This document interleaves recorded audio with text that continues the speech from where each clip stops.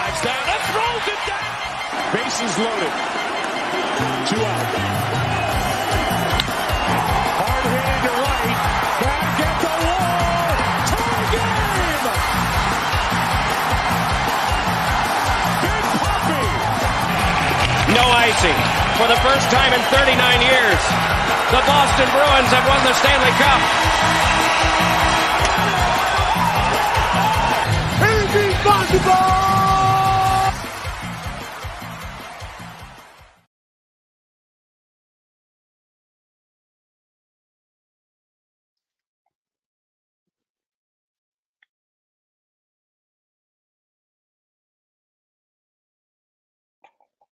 Good noon, everyone, and welcome to an edition of Kicking It with Kruse. I'm your host, Ben Kruse. Welcome to another edition. It's been a hot minute since we've done one, and it's glad to be back. We got a lot to get into for tonight's show. We'll more likely than not have our usual guest on, James Gonzalez, as well as Isaiah Leon. Before we get started and get into our announcements for tonight in terms of our topics, make sure to follow, comment, like onto our IM6 and IM6 Sports Network pages on our Facebook, our YouTube. Of course, we're doing a lot of latest content in Batter Up in Baseball, which is one of our baseball shows. We do a hockey show with Taylor and much more. We're obviously doing still our extra point show when we get the chance to with Isaiah and Lomer Antonio. So outside of my show specifically on here, if you guys like my content, by all means feel free to like and comment onto Kicking It with Kruse, as well as the other shows as well too. So make sure to do that. We greatly appreciate all the love and support on the network. In terms of our content for tonight, so we're going to get into 3 massive topics. Of course, baseball with the winter meetings that has officially concluded during this week. Of course, football is still in full swing. College football, NFL. We'll talk pretty much both of them when we get the chance to. And then obviously at the end, if we still have a little bit of time, of course, it's midnight at the top of the hour here in the Eastern time zone, so I'll have to see in terms of how I'm doing. But I would like to definitely get into, for sure, baseball and football, because those are kind of the 2 main ones that are picking up a lot of steam as of right now. And I'd love, of course, to get into all of the latest with my 2 co-hosts. They'll be coming on fairly shortly. So without further ado, let's get into college football first, because obviously we don't talk a lot of college football here on the program, but of course we'll kind of chime in here and there. And of course, the biggest thing about college football as of late was championship weekend was last weekend. Now, it was the SEC championship between Alabama and Georgia. It was a pretty overall clean, good game. It came down pretty much right to the end, but you got to give her credits due, and Alabama was able to pull out at the end against the Georgia Bulldogs. The biggest thing about Georgia is, they've been, of course, on a massive winning streak for a long period of time. But, if there was any team that was going to be able to find a way to beat them, I was pretty sure it was going to be the Crimson Tide. Nick Saban, when it gets later on during the season, he is just inevitable. He is one of the greatest coaches in college football. And, I know kind of earlier on this season for Alabama, they a lot of people are like, is this the end with their team? They're kind of struggling. They had a couple quarterback situations, changes with quarterback, whether Tyler Buckner, Jalen Miller, who, of course, is now embraced as their long-term starting quarterback as of right now because, they earned it. And I'm not the biggest Alabama fan by all means, but I got to give her props or due. And this is kind of the team that has pretty much been Georgia's kryptonite. They kind of had a little bit of a rivalry here with between Georgia and Alabama. It's kind of been that way. You have Kirby Smart on one side of the head coach of Georgia, then you have Nick Saban on the other side. And Georgia, of course, they have of course had a fantastic season. Um, so with that being said, though, Alabama beat Georgia, which I don't think a lot of people expected. This was considered an upset. And then the Big Ten championship, you had Michigan playing against Iowa. I think that pretty much was, a lot of people were favoring Michigan, and by all means, that was pretty much kind of the inevitable, as Michigan absolutely routed uh, Iowa in the Big Ten championship game, 26-0. It pretty much was a complete beatdown from the start to the finish. Jim Harbaugh, of course, came back from his 3-game suspension, of course, with the allegations and the scandal. He was able to be at practices, but he wasn't able to be in a game-like atmosphere until this past weekend. So obviously that was big for Michigan.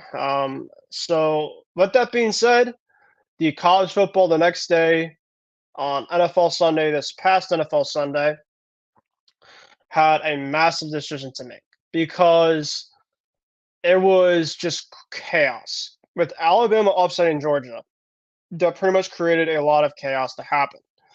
Um, Everybody's just pretty much asking in terms of, you know, you look at Texas, right? Texas, of course, they had one loss. Alabama, they had one loss. Georgia, they had one loss. Florida State played Louisville in the ACC championship. And Florida State was able to win against Louisville with their backup third string quarterback. Their backup didn't play because he was declared with a concussion. So a committee essentially, if Florida State won, you just don't know because Florida State essentially finished the season undefeated.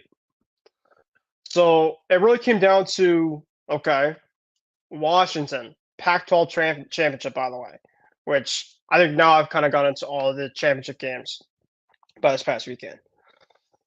You had Bo Nix, you had Michael Penix Jr. going back and forth, which I think by far, outside of the SEC championship, that was the best game of college football weekend. Texas and Oklahoma State, of course. I didn't get really much the chance to watch that game because I was at work, but Texas was able to win that one, and I wasn't pretty much surprised, to kind of say the least.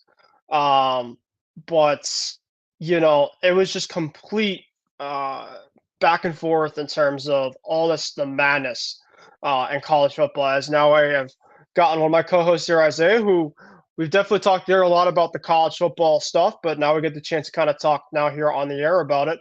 Isaiah, glad to be on here, my friend. Of course, we have an action-packed show here. As now it's past midnight at the top of the hour here in my area. So Isaiah, how are you doing, my friend? And of course, glad that you're back here on the network. Yeah, Ben, great to be on the show tonight. I mean, after a whirlwind day of sports, I mean, that whole Shohei Ohtani saga, is he in Toronto? Is he not in Toronto? Has he signed the deal yet? Oh, he hasn't signed the deal yet.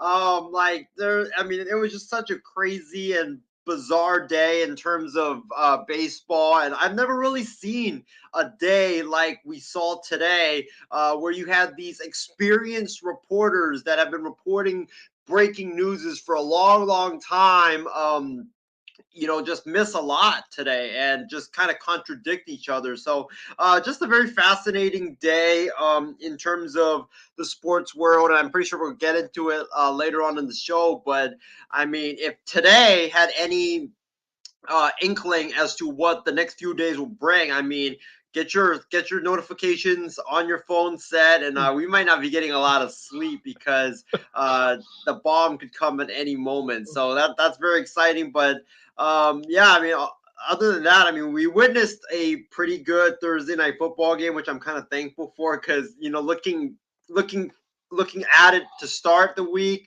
wasn't exactly the best matchup, but thankfully it was a great matchup. And there's a lot of great stuff in sports, and I just can't wait to get into it. Definitely, for sure. And of course, we'll get into all of the Ohtani watch, all the big stuff later on in the program. Of course, we'll get into our football pick'em as of course mid part of the season, mid part of the show as well too. But Isaiah, I want to get of course into you, my friend. We got the Heisman Award ceremony tomorrow, so of course I want to get into your overall pick for that. And then, of course, I want to get into your reactions to the past weekend games with the college football championships. I know, of course, you as a Georgia Bulldogs fan, of course, we're a little bit upset in terms of the final that happened with Alabama coming up 27-24 against Georgia. Of course, the Pac-12 championship, you had the rematch between Oregon and Washington, and what a game that was as the rematch of earlier on the season. And that was the last Pac-12 championship game that this overall conference will have, which of course is fairly unfortunate. But you had Bo Nix and Michael Penix Jr. going back and forth. What a matchup that was. And then you have the Big 12 championship between Texas and Oklahoma State. Texas was able to come up on top in that one. And then you had in the ACC championship, Florida State with their third string quarterback come up on top against Louisville. And then the Big Ten championship with Michigan absolutely routing Iowa, which I don't think pretty much was going to be a game by any chance because Iowa just came with the football. So now I ask you, your overall, before of course we get into the top four of the college football playoff, because of course this could be a debate, that we of course get into. But I want to ask you, what were your overall thoughts of the college football weekend and just the overall just chaos that kind of came after, and your overall thoughts about it? To be honest, I feel like this weekend left a lot to be desired because I feel like going into this weekend that we were set up for an absolute weekend filled with chaos, drama, and just a lot of bonkers. But I feel like that in terms of the weekend, we didn't really get that great of games. I mean, besides Georgia and Alabama and Oregon and Washington, that was about it. Texas destroyed Oklahoma State. I was kind of hoping that Oklahoma State might give Texas a game. Once after the first quarter, it was basically over between those two teams.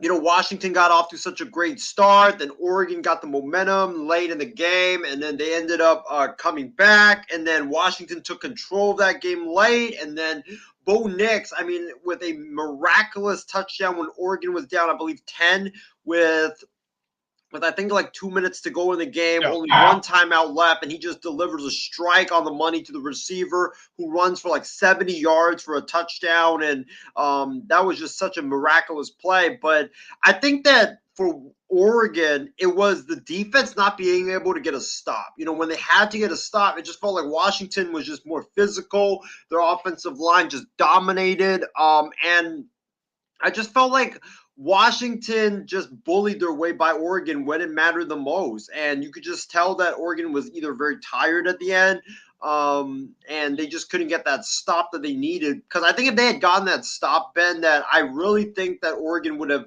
tied that game and sent it to overtime because they were just driving it down the field on the Huskies for a good portion of that game. And I just think that with Bo Nix there, with that offense, I just don't see how the Huskies would have been able to stop the Ducks to try to get a field goal in that situation. So that was definitely a missed opportunity there by Washington.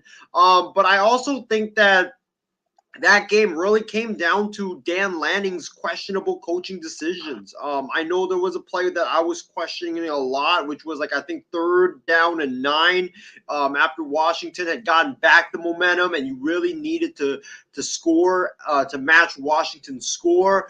And 3rd and 9 from your own, I think, 35-yard line, Dan Lanning and his coaching staff decides to call a quarterback zone read, and it just doesn't make any sense because, the Huskies, they were all packed in. They were daring Bo Nix to throw, and I was just like, why are you running a quarterback zone read in that situation? We all know that you're not going to get more than 3 to 4 yards at most on that play. So I thought he was going to go for it. And I thought if he went for it, it would be a super risky decision. But it led to a punt, which was very questionable, gave the ball back to Washington. And then Washington marches down the field and scores a touchdown. I thought that decision really cost Oregon the game. And then I think the other decision which cost the Ducks the game was the decision late. The decision, I think it was like 2nd down and 15. And I don't know why Oregon decides to play a loose defense instead of just packing everybody in to stop the run, because you knew they were going to run the football, and they give it to Dylan Johnson, who just runs right up the middle for basically 15 yards and a 1st down to end the game. So just a couple of questionable coaching decisions by Dan Lanning really, really cost the Ducks the game. And then I also thought that the Bo Nix interception, where Michael Penix throws a pick, and Oregon's got all the momentum in the world, and just for Bo Nix to throw it right back, I just feel like that was really a killer for the Ducks in this game. But nevertheless, it was a great game. Congrats to Washington for winning it. Michael Penix is definitely the real deal. Kalen DeBoer and his coaching staff has done an outstanding job of revitalizing the Huskies after the failed Jimmy Lake experiment. So just a great game and a great way to send the Pac-12 off like that. And then the other game, the ACC one, Florida State, Louisville. I thought that one was a missed opportunity by Louisville, because Florida State looked inept all game long. Their offense could not move the ball. I mean, they had their 3rd string quarterback in that game, and Louisville. I don't know if Louisville just didn't show up or if they just decided that to take it easy, because they were the more talented team going into this game. And obviously credit goes to FSU's defense, but some of the throws by Jack Plummer, I was just like, what are you doing? Like, I don't understand like what the concept is in making those passes. And he just looked flustered. He looked like he wasn't ready for the moment in that game. And, for FSU, like, I know we'll get into it later on about did the committee like make the right decision in leaving out FSU, but I mean, that was just a dreadful offensive performance by both teams. And I honestly think that both teams were not deserving of the playoffs, with that performance.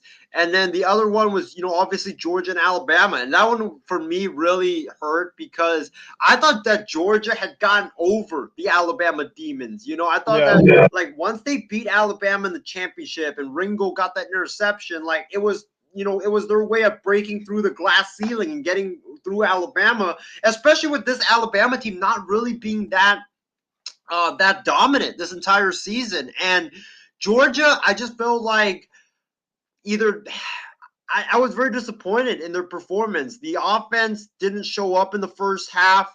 The defense didn't show up in the second half. They were constantly getting gashed by the running game of Alabama and Jalen Milroe. Kirby Smart, he coached scared in this game. The first half when Georgia was down 17-7 after Alabama scored, they had 1 timeout left, or I believe 2 timeouts left with 40 seconds left to go in that first half, and they threw a couple of runs up the middle. I thought he should have been more aggressive there, because this is the SEC championship, and you're facing Alabama, so you have to be aggressive in this game. But I just felt like Kirby Smart coached really scared. He didn't bring a lot of blitzes against Jalen Milroe, who has struggled all year. They didn't put a spy for some reason on Jalen Milroe, which doesn't make any sense because he's a running quarterback. There was just a lot of just questionable decisions that I had a big issue with. And, credit to Alabama, Nick Saban and Alabama, they did a great job. But I thought that this was just Kirby Smart choking again in the moment. And I thought we were past those times of him just consistently choking. And, Nick Saban, he continues to own Kirby Smart, whether you like it or not. Definitely so. And now, of course, we have the bowl games officially announced, of course, after the Final Four that got revealed last Sunday.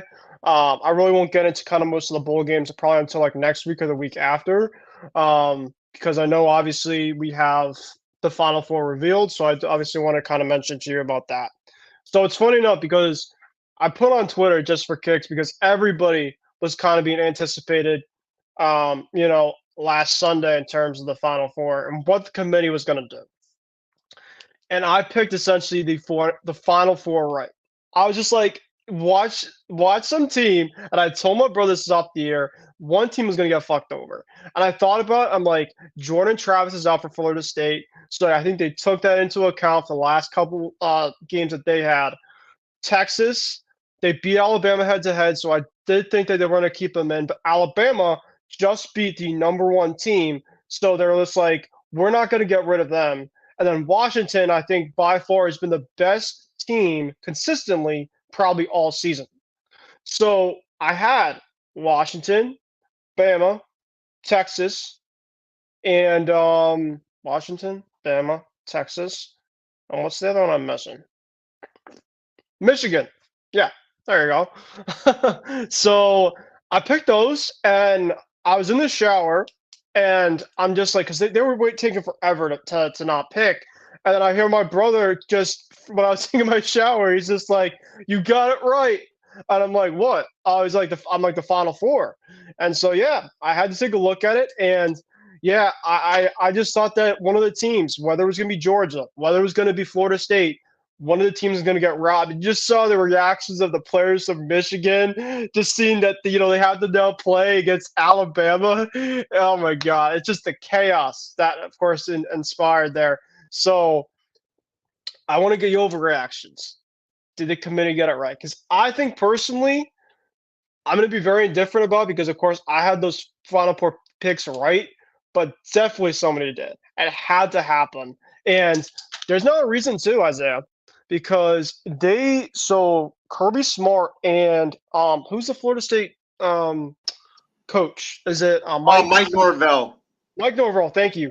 There was a report on Twitter saying that they didn't want to do the interviews, I guess, leading up, I guess, like leading up to the Orange Bowl, I think, which is I think they're gonna be playing in, because I don't know, because it's just like I feel like they are just complete, I mean, deservedly so.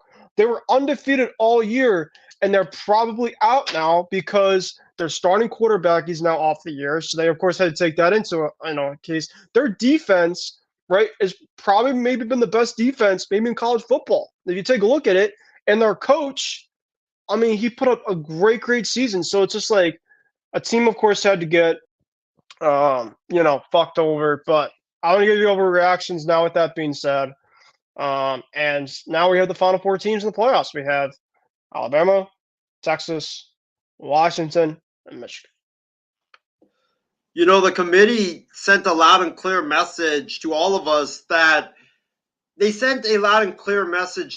what we thought was what they were thinking was actually reality. And that was they were never going to not put an SEC team in the college football, they were never going to leave out an SEC team. Like an SEC team, regardless of if they have one loss or two losses, they're going to get in no matter what. And I know a lot of people have been thinking that for years, but a lot of people never actually thought that was the case. But now it's proven that that's the case. So, it just seems like the SEC is always going to have an open invite or an automatic invite into the college football playoff. And I'm not surprised because they're the big conference. They're the most dominant conference in all of college football. You know, the committee and everybody views them as like the class of college football. And I'm not really surprised that Alabama made it because Alabama, they beat the number one team in the country. They've been playing really good football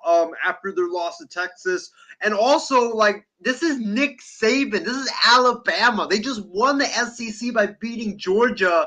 And, you know, Alabama, they won the SEC. They're a big brand. Like, you're going to put them in because they have looked like a really dominant team thus far. So I'm not really surprised. I thought going in that Alabama was actually going to make it, and a team like Texas was going to get screwed over because we're kind of in unprecedented territory. You know, a team that, you know, it would have been either an SEC team gets left out, which has never been the case.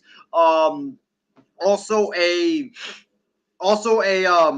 an undefeated conference champion would have gotten left out, which has never happened before, or and I read somewhere that a team that's won a conference championship, that, you know, regardless of if they have one loss, like a one-loss conference champ, they've never been left out either. So something had to give. You're right, and I think that the committee made the right decision, because if they had put FSU in, I think I texted this in our group chat before the committee made their decision.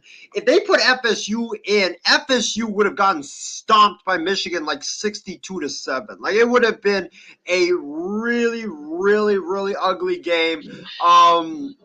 You know, it would have been like TCU 2.0. And I think that the committee looked at it. They looked at it and thought, okay, you know, Michigan versus Florida State or Michigan versus Alabama. What's the better matchup? What's going to get us views? Because let's face it, college football is a business. You know, you're going to, you know, you want to get the most views. You want to have the juicy matchups. And that's what I think the committee was aiming for by putting Alabama in over FSU. You know, it's all about the product. And FSU hasn't looked good the last couple of games ever since Jordan Travis got hurt. Their backup has played like crap. Their third stringer was awful. I mean, they only scored against Florida, against the Florida Gators. I know it was in the swamp, which is a very tough environment to play. They only scored 17 points through 3 2/3 of a quarter in that game. I mean, they scored 24, but the last one was it was a scoop and score in which the Florida quarterback fumbled and then the defense returned it for a touchdown. So if you're only scoring 17 points against the Gators, who have been getting dominated all year long, the Gators defense is one of the worst defenses in college football. And against Louisville, they only put up like 16 points against a Louisville defense that was ranked like 127th in the nation. Like, if you are putting up those measly numbers against those teams that are just not good defensively, how are you going to do against Michigan? How are you going to do it against Washington, who has dominant offenses plus dominant defenses as well? So and then you look at Bama. They've done really well throughout the entire course of the season, and they would have definitely put up a bigger fight and a better fight than FSU. So I think just based on the matchups, you know, Alabama versus Michigan, two big brands going at it, you know, Jim Harbaugh versus Nick Saban. Like, two great coaches going at it, two great coaches that have been, you know, in the past they were jawing at each other, and just the product on the field. Like, I'm not surprised FSU got left out. I thought that when I woke up that it would be Texas, but when I actually looked into it, you know, no quarterback, offenses look pathetic after the quarterback got hurt. The product is not very good. I'm not surprised whatsoever that FSU got left out. I feel bad for them, though, but I'm not really surprised, because I think if you look at all the other teams and you look at, you know, one-loss Bama, they're never going to leave an SEC team out of the playoffs. That's just not going to happen. And they needed that SEC team in the playoff. What was the team that you could balance out and have a reasonable take to justify it? FSU, because, you know, I know they're undefeated, but they haven't really played that good of a schedule. They played, I believe, the 55th ranked schedule in all of college football. Alabama's played the 5th ranked schedule in college football. And, you know, the committee, and I think I texted this also in the group, the committee, they view the SEC as the class of college football. They view the ACC and the Big 12, sadly, as like the gingerbread cookies of college football. Like, they're not good conferences, and they've slighted the Big 12 before. They've slighted the ACC many times. Like, I'm not really surprised that they did this. And given the fact that the ACC has been down this year with Clemson, not really good. North Carolina's tailed off at the end. Miami's not being good. Like, there's really no good team outside of FSU this entire season that could have just rivaled FSU. For sure. I mean, and I think, you know, we're of course going to look forward to these matchups, later on. Of course, the games will be going on when I'm actually on vacation. So I can't wait for that down south. So I remember last year watching it down in Florida between Ohio State and Georgia. And, you know, this year we'll probably have something kind of similar. So that should be fairly exciting. All right. Now continuing on with our college football segment really quickly, we got the Heisman award ceremony tomorrow night on ESPN. We have Jaden Daniels from LSU. We have Bo Nix, Michael Penix Jr., and Marvin Harrison Jr. That is, of course, the finalist for the award. Now, I don't think usually that they usually give this award to wide receivers or non quarterbacks for the Heisman. But I will say that I think Marvin Harrison Jr. is, and this of course a little biased, of course, being myself being Ohio State, but I think personally that he was the best player in college football this year. And I think that, of course, I think personally they're going to give it to a quarterback, and I'll probably let you know in terms of who they're probably going to give it to. But I think Marvin Harrison Jr. has a really good chance to win this award tomorrow. I'll be curious in terms of how the voting is going to be because, of course, the committee, of course, is kind of going to take it in terms of the stats, the health of a lot of these guys. I think most of the guys, look at Bo Nix and Penix. Both guys went back and forth in the Pac-12 championship. They, of course, went back and forth in a game earlier on this season in Washington. You look at Jaden Daniels with LSU. He had a phenomenal year over there, and he's going to probably be late first round, kind of like Bo Nix and Michael Penix Jr.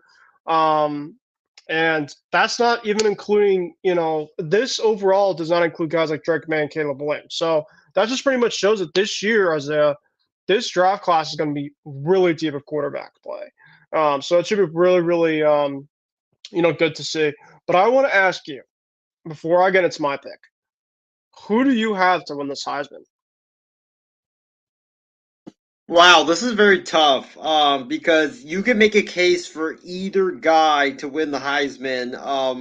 Like you said, Marvin Harrison Jr., tremendous season. I think one of the best seasons we've seen from a wide receiver in college football. Michael Penix, tremendous year. Bo Nix, I mean, that guy was, before he went to Oregon and he transferred to Oregon from Auburn, that guy was projected to not even be a draft pick in the NFL. And then he transfers to Oregon. He's had an outstanding couple of years at Oregon, and now he's played himself from not being drafted into being a first round pick. So, I mean, it's just crazy what a rise that this kid has undergone. And Ben, like, I know you probably will call me crazy for saying this, but if I'm the Niners, I would use my first round pick on Bo Nix, even though we have Brock Purdy, because quarterbacks are a premium, and you definitely got to have like the best quarterbacks to back your starters up in case they get hurt. And then Jaden Daniels. I mean, I watched him against Alabama. I love watching the SEC, so I watch a lot of LSU football. And this kid was making throws that just made you go, wow. Like, I couldn't believe he made those type of throws. And his speed is what a lot of people really underestimated, like his running abilities.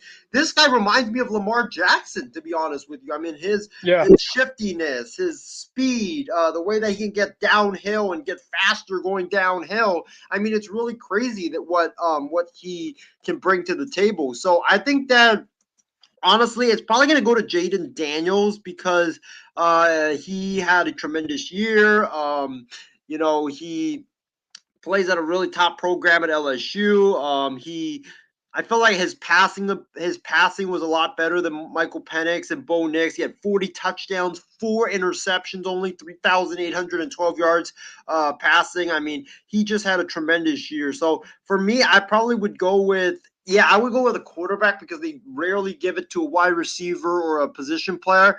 So I would go with Jaden Daniels just because of like the great stats he put up, the amount of touchdowns that he threw, his shiftiness, his running ability. Like, he's the complete package. And I think a team that whoever drafts him in the first round, they'll be very, very lucky to get him. Well, it should be really exciting. For me personally, I think they're going to give it to Michael Penix Jr. From Washington. I think that he really put on an absolute massive performance all year. You can make an argument, like you mentioned, for a lot of these guys, but you remember, Penix and Bo Nix kind of have a very similar trajectory in terms of their careers. Bo Nix, on one hand, he was at Auburn. He had his fair share of struggles. He went over to a new change of scenery, and he completely transformed into a new guy. You look at Michael Penix Jr., he was over at Indiana. He struggled with his injuries. He had 2 ACL injuries. He went over to Washington, and he brought this Washington team into relevancy and to go to the Final Four of the college football playoffs. So I'm going to go with Michael Penix Jr. In terms of my Heisman. So I'll have to see in terms of how that goes, Isaiah. So that's a little bit of college football stuff. The stuff that's going to happen. We'll, of course, have more next show for that. But now we're going to get into our football segment. And now, Isaiah, we're now into week 14. We're almost at the end. And, I was thinking yesterday in terms of the season kind of flowing by. Now we're kind of really into the crunch time. We're now in December, so playoffs are next month. It's just with all this stuff going on in the sports world, it's like, wait, playoffs are next month, and so it's crazy. And obviously we're gonna get into our week 13 recap, our winners and losers, and then our week 14 pick'em. So before we get into our week 14 pick'em and our winners and losers, I'll quickly go into the final scores from week 13.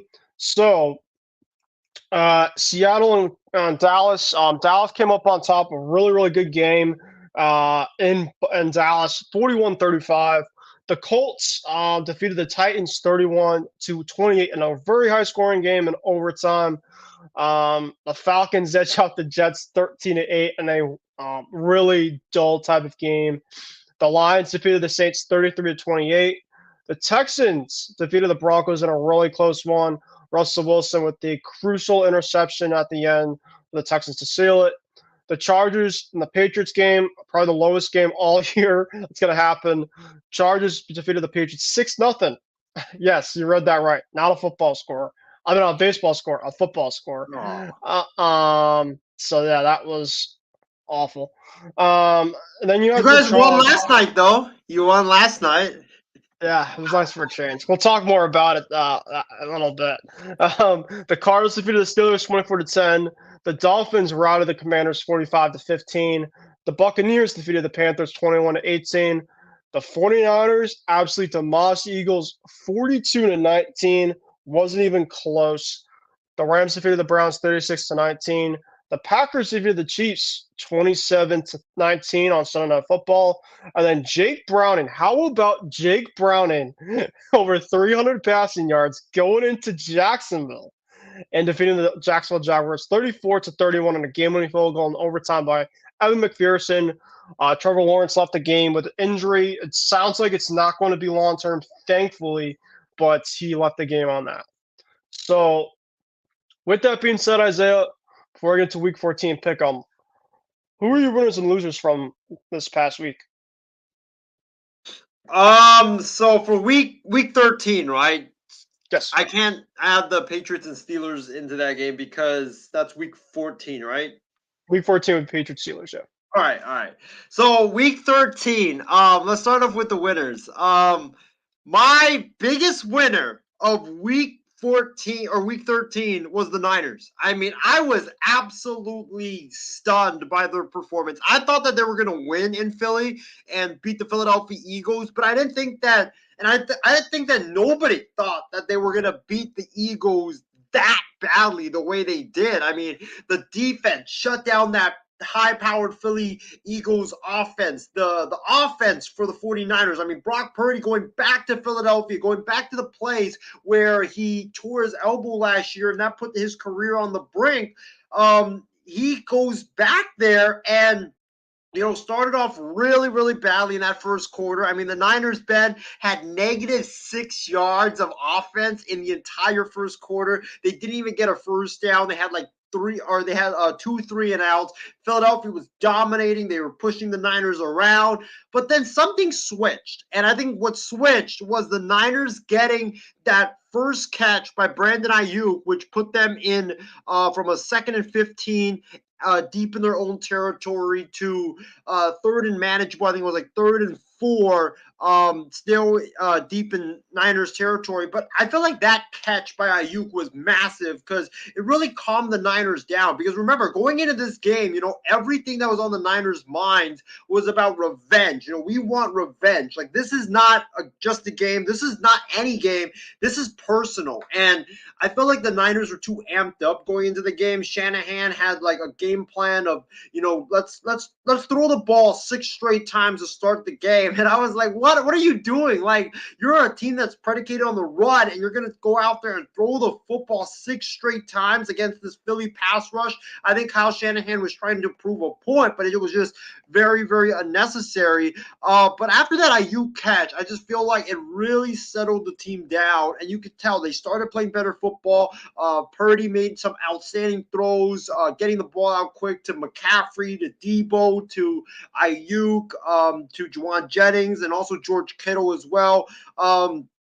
Philly just couldn't stop them. I mean, the Niners schemed it up so nice to the point where, like, it just seemed like every time a Niners playmaker touched the football, the guy had like 7-8 yards free to run before he got tackled. So, I mean, what a game plan by Kyle Shanahan. What a game plan that he put together. Brock Purdy was terrific. He threw for over 300 yards, 4 touchdowns, no interceptions, didn't get phased at all. And I think right now, Purdy, and I'll talk about him later, but I think Purdy has moved into the MVP frontrunner now with his performance against the Philadelphia Eagles. And the defense, I mean, they shut down Jalen Hurts. They got after him. The secondary, they were tremendous, just locking down A.J. Brown and Devontae Smith before garbage time.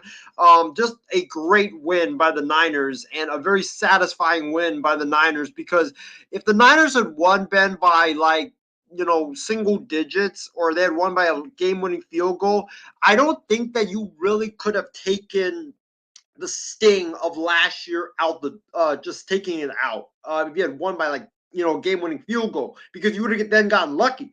But the way that you won, winning 42-19, it just shows you, had Brock Purdy been healthy last year, the Niners would have gotten to the Super Bowl. And then and it also proved the point that the Niners are just better than the Philadelphia Eagles. So just a great game by the Niners. Big winners, big statement win there by the Niners.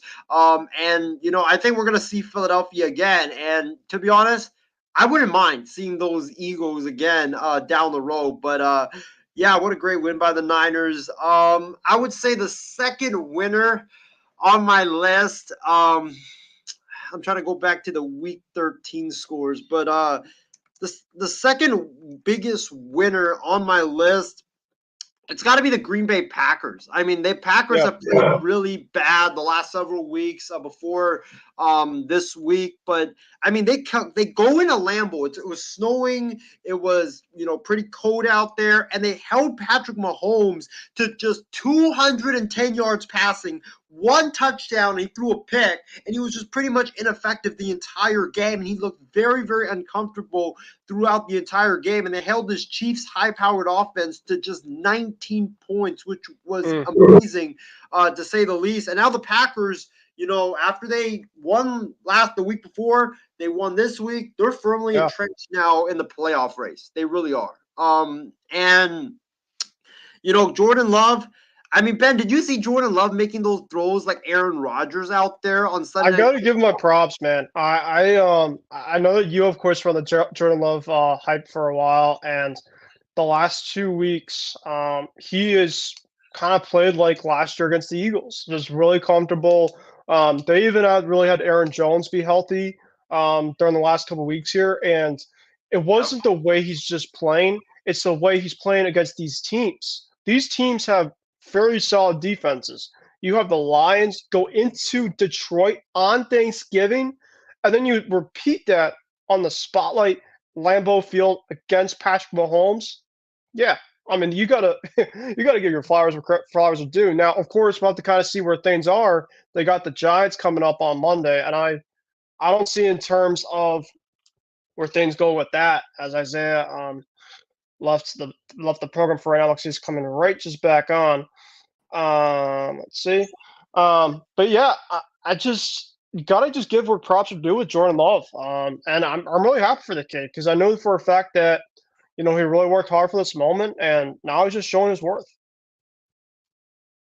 Yeah, and I mean, if you look at the schedule for the Packers coming up, I mean, it's very, very easy. I think that they have the Giants coming up, which should be a win. Then they have the Bucks, which aren't really that that tough of a test. Then they have the Carolina Panthers, who have been really bad on Christmas Eve, and they play at Minnesota. That game, I mean, Ooh.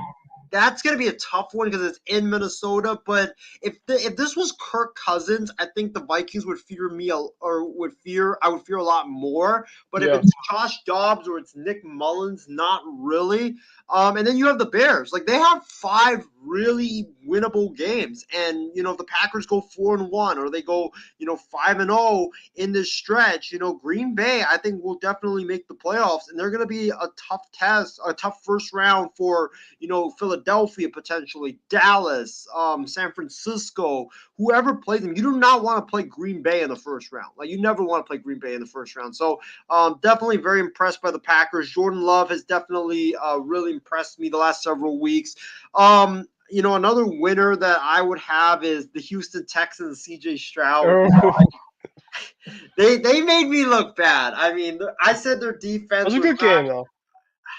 Yeah, especially their defense. I got to give them credit. Their defense, I said, I remember last week on the show, I said that, Russell Wilson, he's playing that Texans defense. Texans defense is not good, especially that back end of the secondary. So what do? The secondary goes out and gets 3 interceptions, 2 end zone picks, one that seals the game, basically. It was second and goal with like a minute, or it was like 50 seconds left. Under a minute. Yeah, under a minute. And then they get the pick. I mean, the Texans are for real. Not just CJ Stroud, but the entire team. I was very impressed. The offensive line, the defense, the D'Amico Ryans. I mean, I was really shocked by how well that entire team played outside of Stroud. And, credit to them. They're definitely in the playoff race now. I'm not going to put Denver down just because – if you watch that game, I think, in fact, that Denver strengthened their position as a wild card, as a playoff contender with that performance. Because had they went to Houston and gotten blown out, then you would have said that they're frauds. But they should have won that game. I mean, it's second and goal. You have 3 chances to get a touchdown, and you throw an unfortunate pick. I mean, that was definitely very unfortunate, but credit goes to the Texans. And then for me, my last winner of the week, I would probably, I'm gonna give it to the Bengals. Going on the road to Jacksonville with Jake Browning, who has never won a game in the NFL, against a Jags team that's gunning for the number 1 seed, and you put up 30-plus points. I thought I was watching Joe Burrow out there, Ben. I really thought. I was like, who is this guy? Like, I thought I was watching Joe Burrow out there, but, I mean, Browning played great, and, man, the Jags, they're lucky that Trevor Lawrence, that injury was not as bad as it looked. Because when he suffered it, I thought he tore his ACL. Like, I thought, like, oh, crap. With the way the season's been going, too, I was so worried that it's like, oh, another one bites the dust. And, just the way that he was getting off the field. And then another thing, too, is they didn't have a card for him. I'm just like, what are you guys doing?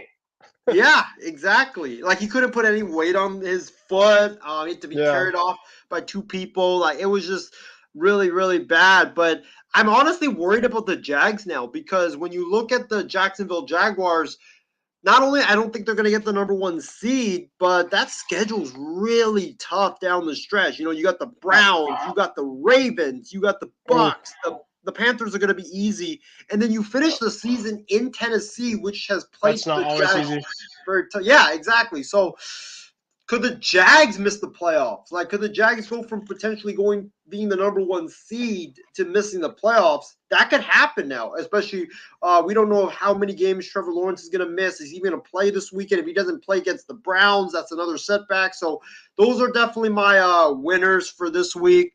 In terms of my losers for this week, or for week 13, my biggest loser is the Philadelphia Eagles, because they got exposed in that game, and Jalen Hurts, I know he's not 100%, but still, Jalen Hurts played like we thought that he is, and that is he's not that great of a passer. And when you make him go through his progressions, he panics and he doesn't do well throwing the football. He either underthrows the ball, he overthrows it. He just doesn't like some of the throws he makes are awesome.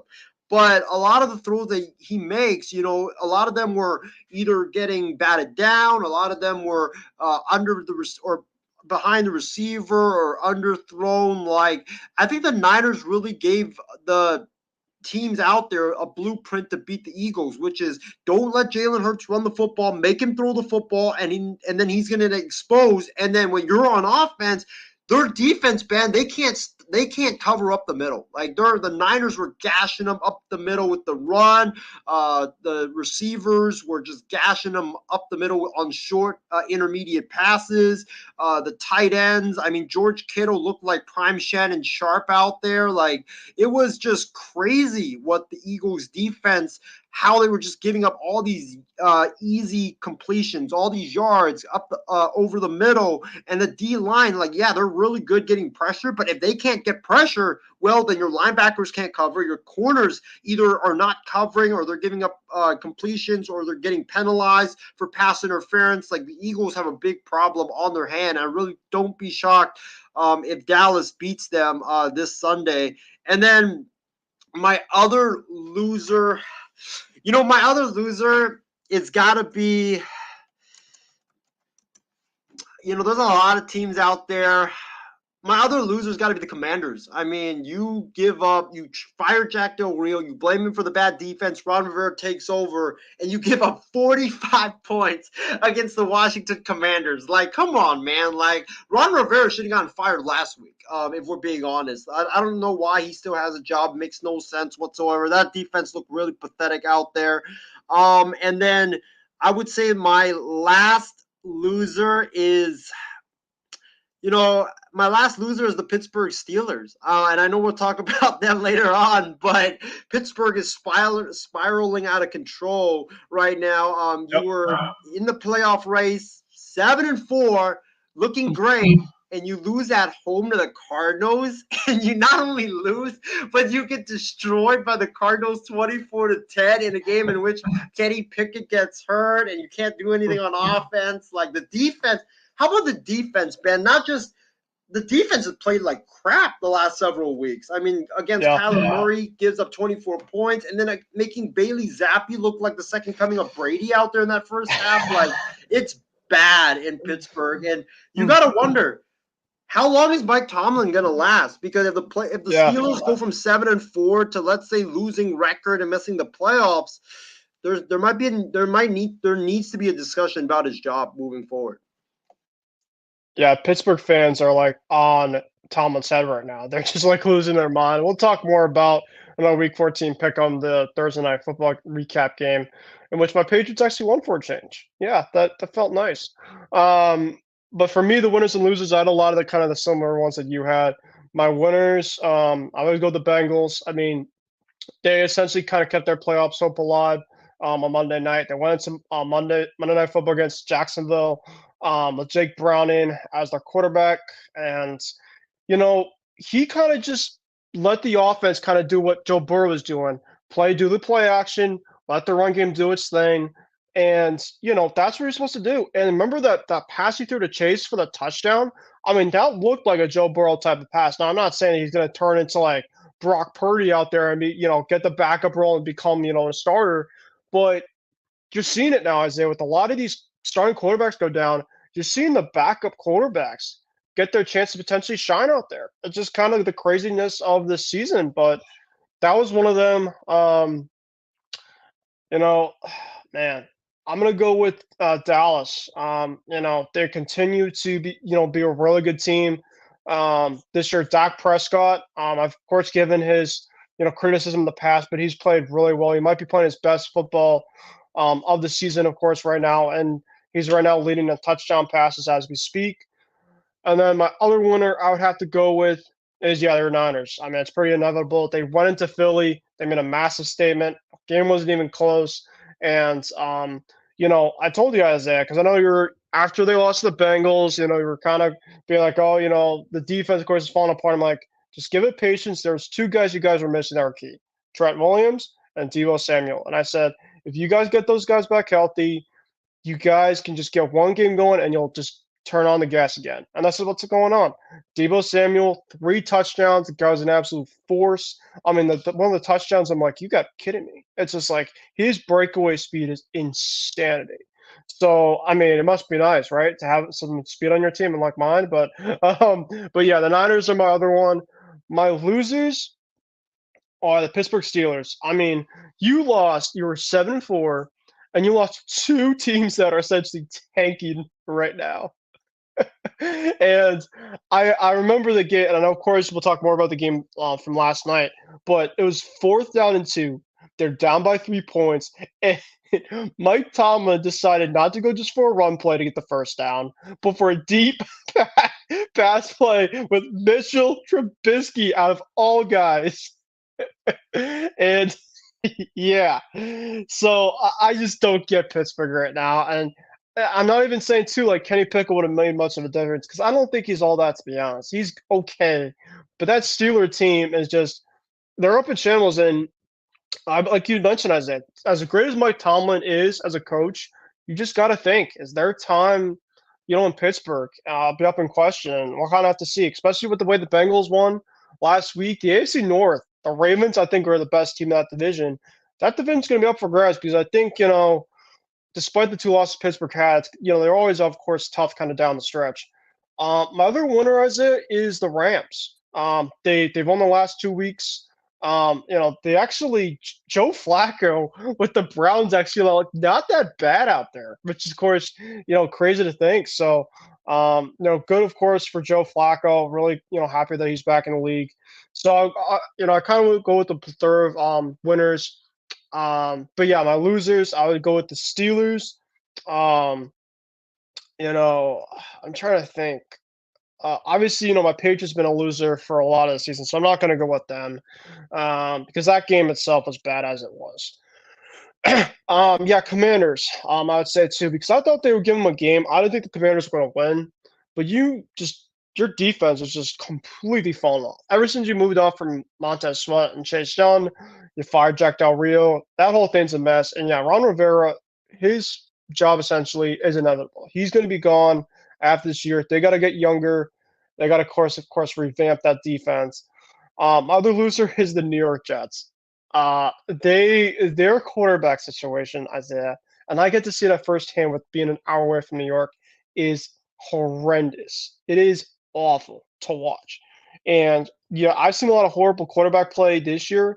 I'll go and turn on the Jets, and I'm just like, I'd rather spend my other time watching something else, like the History Channel, or just because it's just that boring. It's dull.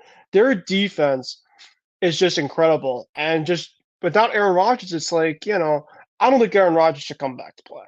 And I know he's talked about, my target date is around Christmas and New Year's around. I'm like, bro, your team is out of it. Don't risk it. And it's just like, we'll have to see because he was on the Pat McAfee show this past week. He's just like, I'm trying to get back, trying to play again. And it's like, Ben, just wait for Jets Patriots to end the season. Oh. Well, yeah. Well, now it's a big game for us because now, as we transit over to week 14, the Patriots have won a football game. Yes, you heard that right. After the win against Buffalo, maybe like 4 or 5 weeks ago, they won a football game by the final 21-18. Bailey Zappi, the Zappi fever might be back. He's now 3-1, Isaiah, by the way, and career starts as a starter with the Patriots. And yeah, go figure. They play 60 minutes. Yes, sir. And I know that I saw your stuff off the air about Zappi, but I agree with you. I mean, I thought that there's times with Mac Jones that he doesn't step in the pocket. And I saw with Zappi last night that he was stepping in the pocket, especially in the first half. The offense is going. Of course, Patriot fans out there are like, no, don't do this. I want to tank. I want to lose this football game. And I'm just like, you know what, guys? We win this game, and the draft position does not change. So how about this? Let's win tonight if we can. Bill Belichick, Isaiah, as bad as the season's been, he will always own Mike Tomlin and the Pittsburgh Steelers. I think his career record, if you look at Bill Belichick's career record against Pittsburgh, him and Brady own Pittsburgh. And there's no other better opponent to beat than that Pittsburgh Steelers team. Just a really good, rich history, a very good place to play stadium-wise. You guys beat Pittsburgh the first week of the season. So of course that feels like forever now. Yeah. So Patriots won a game. The just feels good for the morale. Of course it's probably gonna be a one-off, and now they have the Chiefs coming up. They got the Broncos, they got the Bills, and they got the Jets. And I don't think that we're gonna beat the Chiefs. I don't think we're gonna beat the Bills. It's in Buffalo. It's really tough, especially later on the season. And I'm not expecting them to beat Denver, especially on Christmas Eve. I don't want to get my Christmas ruined, by the way, too, with this football team this year, especially because I'm going on vacation the next day. Maybe they win, I don't know. But the game I'm worried about is us beating Zach Wilson and the Jets because, yes, I'm worried about us trying to get a win because we want to still be in the top 3 in the draft. That's kind of my focus right now. This team needs a massive overhaul, and nothing worse than winning a meaningless game last week of the season to Zach Wilson and the New York Jets, because the Jets now, they essentially are going to be going into the top 10 in the draft position. Nothing would be better for them to lose a game for us so they could see us not get, a Drake May, a Caleb Williams, because theoretically, Isaiah, people are like, oh, well, I think that the dream for Caleb is over in New England. And I don't think so, because there's reports out right now with the Bears that they might be trading Fields. They might go after Marvin Harrison Jr. with that second pick. Or if they get number 1, we'll have to see, because I think they might actually be number 1. The Cardinals right now, I think that they're still looking at Kyler as their long-term answer. I still do. So they might get Marvin. So now with the Patriots, it's just like, you could go get Marvin. You could go out there draft a quarterback. But I think with Zappy, though, Isaiah, and you mentioned off the air, I think that you at least have potentially a backup that you could ride with, that in case if that draft guy is not ready to go or a potential unfortunate injury happens, you have somebody that knows the system and, a guy that can kind of play. Ben, first off, I'm really happy for your Patriots that not only did you guys win last night, but you guys actually got a competitive game because, I've watched a lot of Patriots games this season because at the airport where I've worked, they put on a couple of Patriots games. I don't know if the bartender or at the airport or the guy in charge of the TVs is secretly a Patriots fan or if he is just if he's just trolling everybody by making us watch really bad football because it just I'm sorry. Yeah, I don't know. Like every week, it seems like we got the Patriots game. Like I remember I watched the Patriots and Saints game. Like we were all telling him, "Hey, can you turn it to another game?" Because it was literally 31-0 at one point in that game. And then last week I watched that just horrendous Patriots Chargers game where nobody could score, and the only reason I watched it is because I was playing Steven's brother in fantasy football, and I was trying to make fun of Steven and by saying hey, I'm gonna beat your brother and his dominant fantasy team by just starting Bailey Zappi, and I was just gonna take a picture of that and then just switch it out because I saw that Zappi was playing in monsoon weather last week and Purdy was playing in a fairly better condition, so I was gonna switch him out. I didn't wake up in time. I didn't wake up in time. The game started over here at 10 in the morning. I woke up at 10:15. And I checked my lineup, and there was Zappy starting. And so I had to just watch that game to try to cheer on Zappy, to try to, get some fantasy points. He ended up finishing in the first half. Bailey Zappi had 3 fantasy points. That's it. He had 3 fantasy points, 39 yards passing, and I think he finished with 7 total. But I mean, glad that your Patriots actually got a competitive game because this football that you guys have been watching this season, I mean, oh my God, I don't know if I could even manage to watch some of the football that you guys have been watching. And as a Niners fan that have watched the Niners win our first game in the Chip Kelly era and then lose 14 straight and then win the last game of the season, it's just rough when you're going through that stretch. So yeah, I'm glad that your Patriots got a win there. But my biggest takeaways from this game is, call me crazy, man, but I think your Patriots might have found your franchise quarterback. And the reason why I say that is because I feel like Bailey Zappi, what he showed last night and how the offense played around him, it was a complete 180 than what we've seen from Mac Jones and from the entire Patriots offense. That offense was flowing better. That offense was just more fun to watch. You know, guys were holding on to the football. Guys were making great catches. Like, it was something that we've never seen this entire season. And, you know, I got to give credit to Zappi. You know, Zappi played really, really well in that first half. Second half, not really, but I mean, just watch this throw right here. Watch this throw on this screen. Look at this throw.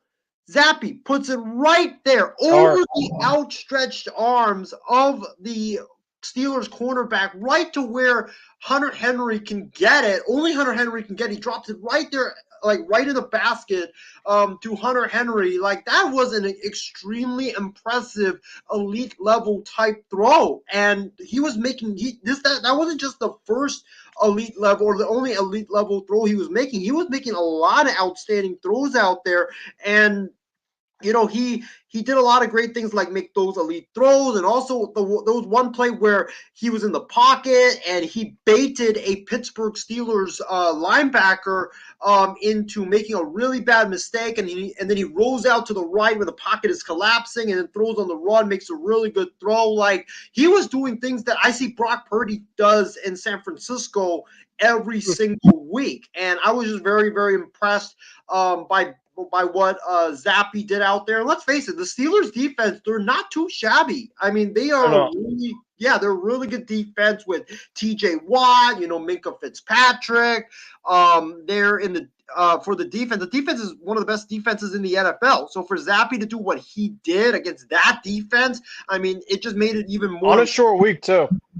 Yeah, on a short week. Exactly. And, you know, I think that the Patriots, you know, last night proved that, you know, New England, they got to start Zappi the rest of the season. You know, Zappi, I think, Zappi solidified himself as a starter, and you got to give this kid a shot, you know, not just the rest of this season, but I feel like in the offseason, and let's see what he does with an offseason and with first-team reps, because he really hasn't had, like, a full shot, I feel like. You know, this season, you know, any quarterback that gets put in with no snaps ahead of time, 2-minute warning, needing to lead a game-winning drive like that, you're never going to have success. And then against the Giants, he was just kind of like in and out and in and out. And then against the Chargers, I mean, that was monsoon weather. So I really don't blame him for not having any success, because I don't think anybody would have had success in that weather. Just look at Justin Herbert. So I feel like the Patriots need to give Zappi a fair shot. Let him have the rest of the first team reps. Let him have all the games the rest of the season, see what he does. You know, he's going to have some growing pains, obviously. But I'm very interested to see, you know, with an offseason of maybe Bill O'Brien being the offensive coordinator, Bailey Zappi, another offseason in the system. You add some playmakers around. Maybe you add like a Marvin Harrison Jr., give him a true number one threat, add some offensive line pieces. I really think that Zappi could turn out to be a really quality quarterback. And I think that, you know, hey, if Zappi doesn't turn out, if he turns out to be fool's gold, well, then you move on from him. And, you know, maybe you can pick like a Jaden Daniels later on in the draft and sit him for a couple of years and, you know, let him develop. And then you can have Jaden Daniels then. But very, very impressed by Zappi. You know, he definitely solidified himself the rest of the season. And, you know, Mac Jones, sadly, Ben, I know that that's you and Loro's guy, but I think Zappi last night slammed the door shut on Mac Jones's career in New England. You know, I don't think that Mac Jones can come back, especially the way that Zappi played. I mean, they ran like pretty similar offenses to what they were running with Mac Jones. And, you know, Mac Jones is completely struggled, while Zappi played really good against a good defense.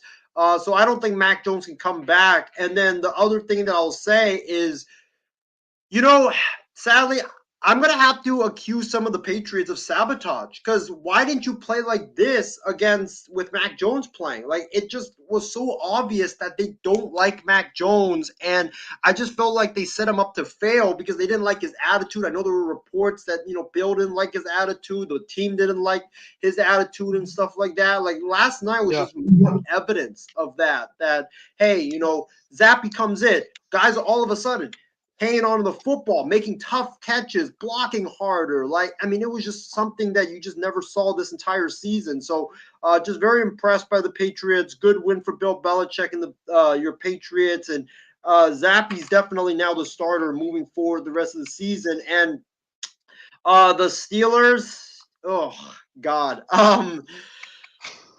Like I said in our winners and losers segment, I think there needs to be a serious conversation moving forward about Mike Tomlin's job because last night was a disaster.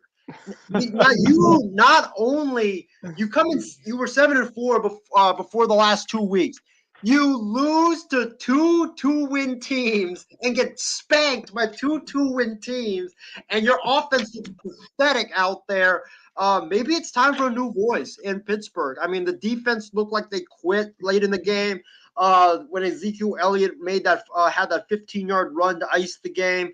The offense, I mean, that offense looks like an offense stuck in the 1930s with some of the plays that they're running. Like, Pittsburgh needs they need a brand new, complete overhaul, both on offense and defense. And it's crazy because they fired Matt Canada. So it's just like I maybe think that. And didn't they fire him before the Cardinals game? I think, yeah, they did. They did. And they still look really bad. So it's almost just like you were 7-4. You fired. Steelers fans were praising this guy to be fired so bad. And like theoretically he was bad. Let's be real. So I'm just like, 7-4 against the Patriots and the Cardinals at home, let alone. You didn't even have to go anywhere, and you've lost both of those games. So, yeah, there's definitely has to be serious conversation about that Steelers team. You mentioned about daily zapping, and Kirk Herbstreit floated out an idea today, Isaiah, because the Army-Navy game is tomorrow at Gillette Stadium. So, of course, they were at it, which, by the way, I wish I would love to go to that game. My buddy's going to that game, and I feel very jealous of him. Shout out to my guy, Rob, on that. His dad's a season ticket over for the Patriots. He got a email from them saying if he wanted to go. So I can't wait to watch that game tomorrow afternoon, but that's another story for another day. But Kirk Herbstreit floated the idea of Jaden Daniels becoming a Patriot. I would love it because that's essentially a guy that he has been one of the best players in college football this year. There was also, I don't know if you've seen photos of Bill Belichick. He was at Jaden Daniels' pro day, I don't know if a couple of years ago, but you just see the reaction of Bill's face about like, I could see drafting this guy in a couple of years. And Bill, obviously, you don't know how many years he's going to have left, but, if they miss out with like their top 4, top 5, I could see Jaden Daniels becoming a Patriot. I really could, because they need to get one badly. And regardless if Zappy's going to be there long term or not, I think he would be a fantastic fit. And Herbstreit definitely hit that on the head. We'll have to see about that in terms of that idea because you're more of a mobile type of quarterback league now in this new era of football, and you just need to kind of have that. So I really like that overall little take about that. So, yes, the Patriots won 21-18. Now, Isaiah, let's go into the rest of our Sunday slate here. We'll start here with the Texans and the Jets. Now, this weekend, Isaiah, think about this. This weekend, we're going to have a lot of bad weather. There's been a lot of reports out that the Texans-Jets game is going to have a lot of bad weather. The Lions-Bears game is going to have a lot of bad weather. So I'm not saying, of course, it's going to affect in terms of my picks, but just kind of keep that, in mind. Texans-Jets, I'm going to go with the Texans because the Jets are going back to Zach Wilson. They're doing literally a carousel game with them. They started with Tim Boyle. After Zach Wilson got benched, they were at Trevor Siemian. He played against the Falcons. He was dreadful. I mean, no matter who you put out there right now for the Jets, it's just bad. It just really, you take away Aaron Rodgers there, it's just a complete wreck. And Nathaniel Hackett, people saying he could be fired. No, I mean, he was there for Aaron Rodgers. Let's be real. And, get him for a full-on year next year, and then maybe I'll make the judgment on that. But, yeah, give me the Texans here to win. They had a massive, course, win against Denver last week. I think they continue that, and I don't think they're going to have to put up a lot of points because that Jets offense, they don't score. So I'm going to go with the Texans. How about you? I looked at the weather for New York. It's going to be pouring rain throughout the game. So get Yeah, ready that's for what I low said. scoring, run heavy type of game. That said, hmm, that said, I could see the Jets winning, honestly, with the weather. And I think, when you keep it close, crazy things can happen. You know what? That being said, I'm going to pick the Jets. Hmm. Because of the defense, I think that both defenses will play good. I trust the Jets defense more than I do the Texans defense because I think the Texans defense will. There are some instances where they do have some leakage. So, having said that, I'm going to pick the Jets. I think it's going to be like a 10-7 type of a game. Like, it's going to be a game where it's really ugly because nobody can score because it's bad weather. So, give me the Jets to actually win this game. I can't believe I'm saying this. Thanks to the weather, give me the Jets to win this game. I think you have a rejuvenated Brees Hall, which is really going to help the Jets because he hasn't really been good this entire season, or he hasn't been good the last 5 weeks against running with that bad offensive line. So give me the Jets in a low-scoring, like defensive type of game. Yeah, you look at Brees Hall. I mean, yeah, he of course hasn't been like last year's in the last couple of years, but that offensive line just cannot give him holes at all. Mekhi Becton, he is of course had his injury problems. Vera Tucker has had his time off. So they just there's so much things going on with that team right now. But yeah, it's gonna be absolutely bad in this area on Sunday. Yeah, over my life, thank God I'm not going to a game like that. Just imagine it's like if good tickets are going for like $40, but like who wants to go to a game? Send the bleachers, $40 in that rain. It's like, oh my goodness. All right. Now with that being said, Rams and Ravens. Rams, of course, is picked up the last couple weeks here. Kyron Williams, of course, being back is massive. They're taking on the Ravens, though. It's in Baltimore. I think the Ravens are coming off their bye, so of course I think that helps a lot. I'm going to go Baltimore in a really good game here. Matthew Stafford, of course, is playing really, really well lately. So I think it's going to come down to who makes the plays at the end. Give me Lamar Jackson over Matt Stafford any day of the week. I think on our show that we did a couple days ago, I picked the Rams to win, but there were some injuries that have happened. Tyler Higbee is doubtful and most likely won't play, which is That's huge. massive. Yeah, because he's a really good blocker as well as a really good receiver. So having looked at it, I'm gonna go with the Ravens. I think that Ravens coming off the bye. West Coast teams don't really travel well to the East, and they don't really play that great. And with Higbee not being there, that's a total game changer. And so I think the Ravens take advantage. How are they going to block that Ravens' ferocious defensive line is going to be the question without Yeah. Higbee, who's one of the better blockers in football. So give me Baltimore to win it. I think Baltimore wins it. I'm probably going to go like 23-13. I just don't see the Rams being able to contain that Ravens defensive line.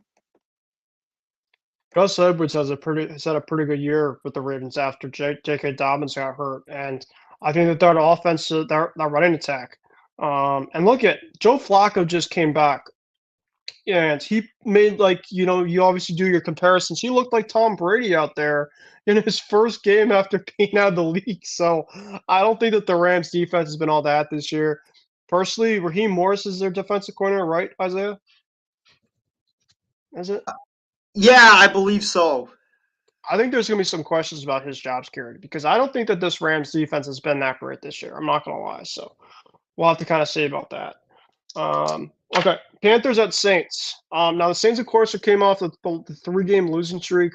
They will get Derek Carr though for this game, which of course is massive because he just couldn't clear concussion protocol. The Panthers have only won 1 game this year.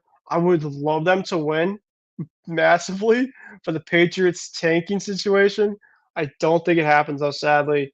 With Carr being back in the Saints, they need this win. They've been on a 3-game losing streak, so I'm going to go with the Saints here. It's at the Superdome too, so give me the Saints. Yeah, I was trying to find a reason to maybe give the Panthers some hope, but I just can't see it. Yeah. Panthers have looked really bad all season long. Saints, Derek Carr's blind. Now, if it was Jameis, I could see it because Jameis is a turnover machine, so he could give the ball a couple of times to the Panthers with good field position. But I mean, the Panthers have looked really bad offensively this entire season. Defense has played pretty well, but offense has looked really bad.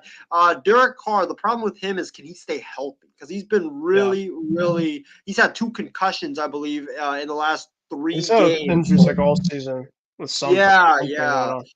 So, having said that, I'm going to go with the Saints, but I think it's the defense that carries them. And I look for a lot of Alvin Kamara because that Panthers run defense has been piss poor all year long. All right, we go to Cincinnati with the Colts, who came off the massive win in overtime against Tennessee last week. They take on Jake Browning, the 300-yard passer. Who would have thought last week? So, of course, he's running high after that. This was a game I was kind of thinking highly about because two teams are kind of fairly similar. If it was Joe Burrow, give me the Bengals. But I'm actually going to go with the Colts here in this one. They're going to go to Cincinnati. I think they're going to pull this off. The Colts have been playing really good football lately. And yeah, Jonathan Taylor is going to be out, which of course is massive. I think he's going to be out for a couple weeks actually. But Zach Moss, he's been playing really, really well in his absence pretty much all year. Michael Pittman Jr. is an absolute machine. He's been going crazy. And a free agency year for him after the season. So I think the Colts going to make a stop at the end. I think it's going to be like 24 to 17. I think the Brownie actually plays not too bad, but Gardner mentioned that Colts team finds a way. They find a way kind of similar to that game last week against Tennessee. So how about you? I'm going to go with the Colts as well. You have 2 unpredictable quarterbacks with playmakers surrounding them. So, I mean, it could really go either way. But I think this is going to be like a pretty decent high scoring game. But I think Browning, coming off that massive win against the Jags, I think the Bengals coming into this game a little hungover, which will cost them this football game. So give me the Colts to win this game. But I do think that you're going to see the unpredictability of these 2 quarterbacks, 2 guys that really good. They make some really good plays and they make some really bad plays, and I think you'll see both on hand in display in this game. All right, the next one we have is the Jacksonville Jaguars coming off that tough 3-point loss last week against the Bengals. Speaking of the Bengals, now Trevor Lawrence, I don't think he's going to play. I think that C.J. Beathard is going to be the starting quarterback for them against the Browns, who I believe are going to start Dorian Finney-Thompson. If not him, it's going to be, I believe, no, it's going to be Joe Flacco probably again. So you're going to have C.J. Beathard against Joe Flacco on Sunday. Get ready, get hype. And you know what, Isaiah? I'm going to go with the Browns. I think that without Trevor Lawrence, with that Jacksonville team, I'm going to ride high. I think Joe Flacco finds a way at home in Cleveland to pull this off. Now, I don't think Joe Flacco is going to have a great game in this one, but I also don't think he has to have a bad game in this one because I think that without Trevor Lawrence, that offense, there's just going to be a lot of uncertainty, and the Browns front is vicious. So I think it's just a bad matchup for the Jags. So this week, I mean, how many bad quarterback matchups did we have? I mean, we had Zappy versus Trubisky on national TV, and then now we have Flacco versus Beathard. You know what? I'm going to go with the former Niner. C.J. Beathard looked really good last week. I was very impressed with how he was slicing and dicing up the Bengals defense last week. Joe Flacco, we know what he is at this point of his career. He's a guy that is a kind of a stature quarterback, can't really move around. I think that's going to be what really hurts him in this game against this Jacksonville front, which is, they're not bad. They're kind of underrated. So I think it's going to be a lower scoring game, a lot of running, a lot of bad mistakes on the football field. But give me the Jags. Give me the Jags like 17-14. So I just actually read here as you were talking that the Browns have not named a quarterback between Thompson or Flacco, but I still think that the Browns are going to find a way because, of course, with Trevor Lawrence, they're going to go with the Jags, but I'm just going to go with the defense. I think they find a way to make some stops. All right, now this is going to be another game that looks like it's going to be impacted with some bad weather in Chicago. The Lions, of course, are coming off a win against the Saints last week. The Bears are coming off. Trying to think, did the Bears play last week? Yes. Oh, they played. No, I think they had the bye because the week before they played the Vikings. in that 12-10 thrilling game, Joy. I'm gonna go with the Lions here, despite the fact that potentially be some weather. They have, of course, a much better team. Their roster's better than the Bears, and Justin Fields, of course, he was all right against the Vikings, but I just think that that Lions team is just a better team. I know weather, of course, can be an impact, and there could be, Jared Goff possibly with that weather condition could be potentially a question, but yeah, give me the Lions. How about you? Um, ooh, give me the Lions as well. I don't trust the Bears. Justin Fields, thank goodness there's gonna be bad weather because he's not gonna be, throwing much. And that I think actually helps him because he's not really that good of a passer right now. So, I think that he's not gonna be able to make a lot of mistakes throwing the football. It's gonna be the run game, and Detroit's run game against the Bears, who have one of the worst run defenses in the NFL. That is a recipe for disaster for the Chicago Bears. The Lions are just going to run with David Montgomery and Jameer Gibbs, and I just don't see the Bears able to stop them because the run defense has not been good all season long. So give me the Lions to win this game, whether it's in Chicago or Detroit. The Lions are just a better team than the Bears, and that run defense is going to be the killer for Chicago. All right, now we get into the 4 o'clock slate games. The Seahawks and Niners, a battle NFC West matchups. Seattle, of course, coming off of that loss to Dallas, but they put up a ton of points. They put up about 30 plus points. Dallas is a pretty good defense, so Geno Smith going to San Fran. Of course, the thing about Geno Smith though against the Niners is he never plays well, ever. I don't think there's been a lot of times. I mean, you look at that game, for instance, against the Niners, Thanksgiving night. And yeah, you could say, well, Geno Smith, of course, had a little bit of an injury going on in that one. Let's be real. Just the Niners absolutely own the Seahawks, and it hasn't been really close lately. So I'm going to go with the Niners here. They're pretty much fully healthy. They're riding high, especially going to Philly. I think that they're going to win this one 31-16. How about you? Ben, actually, we have a surprising development. Geno Smith actually he suffered an injury in Seahawks practice the other day. I Oh, think wow. yesterday. He stumbled Okay. over and kind of tweaked his ankle. So he's already not going to be 100% going in, and it made it worse. And Pete Carroll, when he was asked if Geno would play, he said that we will see. So it could be Yeah, Drew I Lock just read it against here. Yeah.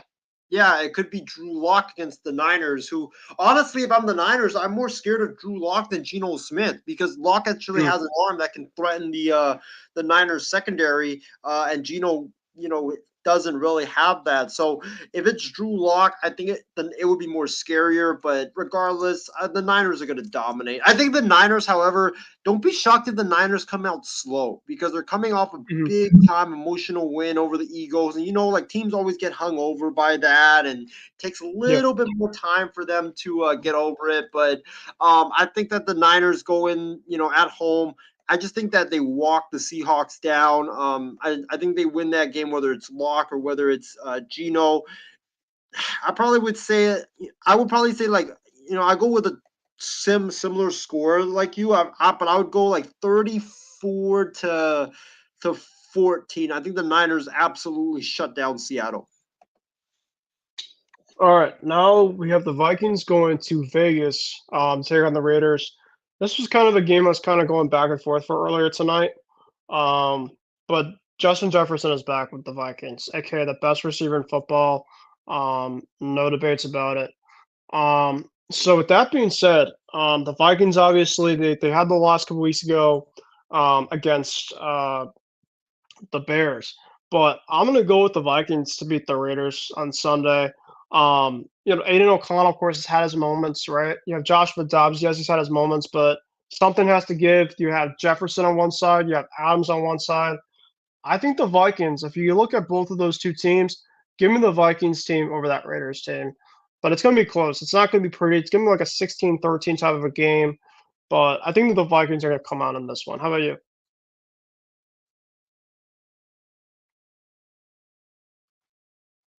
Sorry, I was muted, but This is going to be a tough game. You know, you have Joshua Dobbs, who's going to be starting for Minnesota against Aiden O'Connell. Aiden O'Connell has not looked bad, but he hasn't looked great this entire season thus far. Yeah. You know, this is tough because he has struggled with interceptions. O'Connell, he looks like a true backup quarterback. And I'm looking at it right now. Big loss for the Raiders is Colton Miller, their top tackle. He's out for the game with a shoulder injury. Yeah. So And that's Max definitely Crosby, of course, too. He's of yeah. course just been talking about his injury too. So I kind of put that into question too, because I think personally he's their best player. I know people want to Yeah, say Adams is. I think by far he's the most intimidating player if you had to ask me on that Raiders team. Oh, I completely agree with you on that. I think that Minnesota front honestly is not that scary. But I think it comes down to the experience of the quarterbacks. I think that Josh Dobbs more experience. You know, he knows late in games what to do. O'Connell, I don't really trust him yet. Give me the Vikings to win this game. I'm gonna go Minnesota like 24-21, but I think it comes down to the wire. Definitely. All right, we have the Broncos. They're going to SoFi Stadium, and the Broncos, of course, just had that loss last Sunday against the Texans. The Chargers, of course, are coming off of that absolute great matchup against the Patriots. That great one they had, right? No, just kidding. 6-0. Brandon Staley, his job is by far the most inevitable of any coach right now. I still don't know how he sells the job personally. But we'll have to talk about that for another day. I'm gonna go, Isaiah, and I haven't been the biggest picker of the Broncos all year, but I'm gonna go with Denver here. Something about the Chargers. They scored 10 points a couple weeks ago against the Ravens. They scored 6 points against the Patriots last week. They've kind of been an offensive funk here, and I think Denver. Yeah, they lost last week, but their offense. If you had to ask me the two kind of right now that are riding high. And of course, the coaching too. Give me Sean Payton over Brandon Staley right now, any day of the week. I don't think that's even close, personally. So give me Denver. I think that they bounce back. And if you ask me about this match, maybe from week 3 to like week 6, I think that's the other way around. But Denver, I think, is just playing much better at football as of late than the Chargers. And I'm gonna go Denver. I'm gonna Denver here, 23-20. I'm gonna go Denver as well. There's something weird about the Chargers. The Chargers looked like crap against the Patriots. Their offense couldn't get anything going. Their defense played really well, but I don't know. Like one week the Chargers offense plays great, the defense plays bad. Then the next week the defense plays great, the offense plays bad.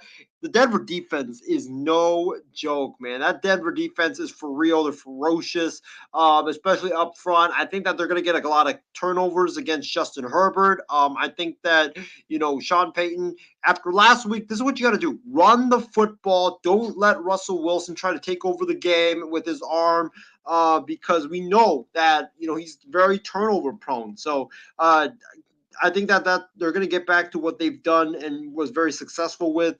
Give me the Broncos to win this game. I'm going to go Denver like 20. I'm going to go Denver like 24-13. Okay. Now we have one of the best games of the weekend, an AFC Championship rematch from a couple of years ago. Josh Allen and company, who, by the way, since they fired Ken Dorsey, their offense has looked a lot better, a lot more smoother. Josh Allen hasn't had to be like Superman out there and go crazy with the absolute craziness Ken Dorsey was throwing at him in that offense. And of course, now with the Chiefs, they're going to be without Isaiah Pacheco. He's likely going to be out for that offense, which is massive because the Bills' the running defense is not good. So that's, I think, a big loss. But I think Jerry McKinnon will have a good one in this one. I went back and forth in this one, but it's in Arrowhead. The Chiefs, especially coming off of a loss against the Packers, I think they respond in this one. It's going to be a very, very close game. Two offenses that were really high-powered a couple years ago. I think that their offense is they're similar in a way, but they kind of fall back a little bit because Yeah, the Bills, they have Allen, they have Diggs, but who else do they kind of have? And then for the Chiefs, it's Mahomes, Kelsey, and then who kind of else they have. So it's like you're gonna have to kind of see in terms of on offense who's the X factor between the both teams, who's gonna step up. And I think if you ask me for the Chiefs, I probably would have said Pacheco, because I think he's their best offensive player outside of Kelsey. But for the Bills, you just kind of don't know, right? Maybe Gabe Davis, James Cook possibly, right? So I just their offenses are kind of both similar in a way. They could score a lot of points when they want to, but it's just been a lot more inconsistent than past years. But then I look at the defense. The Bills defense still has a lot of work in progress. The Chiefs, I think their defense is still fairly decent. They've had their lapses. They've been kind of inconsistent too. But I'm going to go KC here on a really good one. Give me KC 2017. I'm actually going to go with Buffalo, Ben. I think that, like you said, the Bills' offenses look so much better after they fired Ken Dorsey. Joe Brady has done a great job coaching up the offense. I would not be surprised if Joe Brady gets a head coaching job this upcoming offseason with how He great should. he's doing. Yeah, he should. Exactly. He's been a hot name before on the coaching market. So I would not be shocked if he gets one. And I think that for the Bills, offenses look better of late. Defense looked a lot better. The Chiefs, that offense has looked inconsistent this entire season. Mhm. Mahomes doesn't have any confidence in his receivers, and it shows. Mahomes, I just feel like Mahomes, he just lacks a lot of trust in the receivers, and he doesn't have that big play threat. And that's what really, really hurts the Kansas City Chiefs. So having said that, I'm gonna go with the Bills. I think it's the Bills win this game. You know what? I'm gonna go with like a 27 to like 20 type of score. It's gonna be a close game, but I think that this Mahomes Allen duo will live up to the hype, but the defense for the Chiefs, I still can't trust them, like you said, because they have a bunch of lapses. Bills defense has a bunch of lapses as well.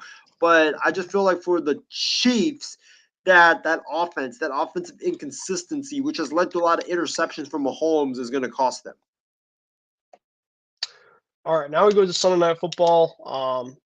Outside of the Bills Chiefs, probably their best games. They have a really good matchup for the Bills Chiefs on the AFC side. The NFC side's best matchup on the weekend. We got Eagles Cowboys. So pretty good late games, Isaiah, on Sunday.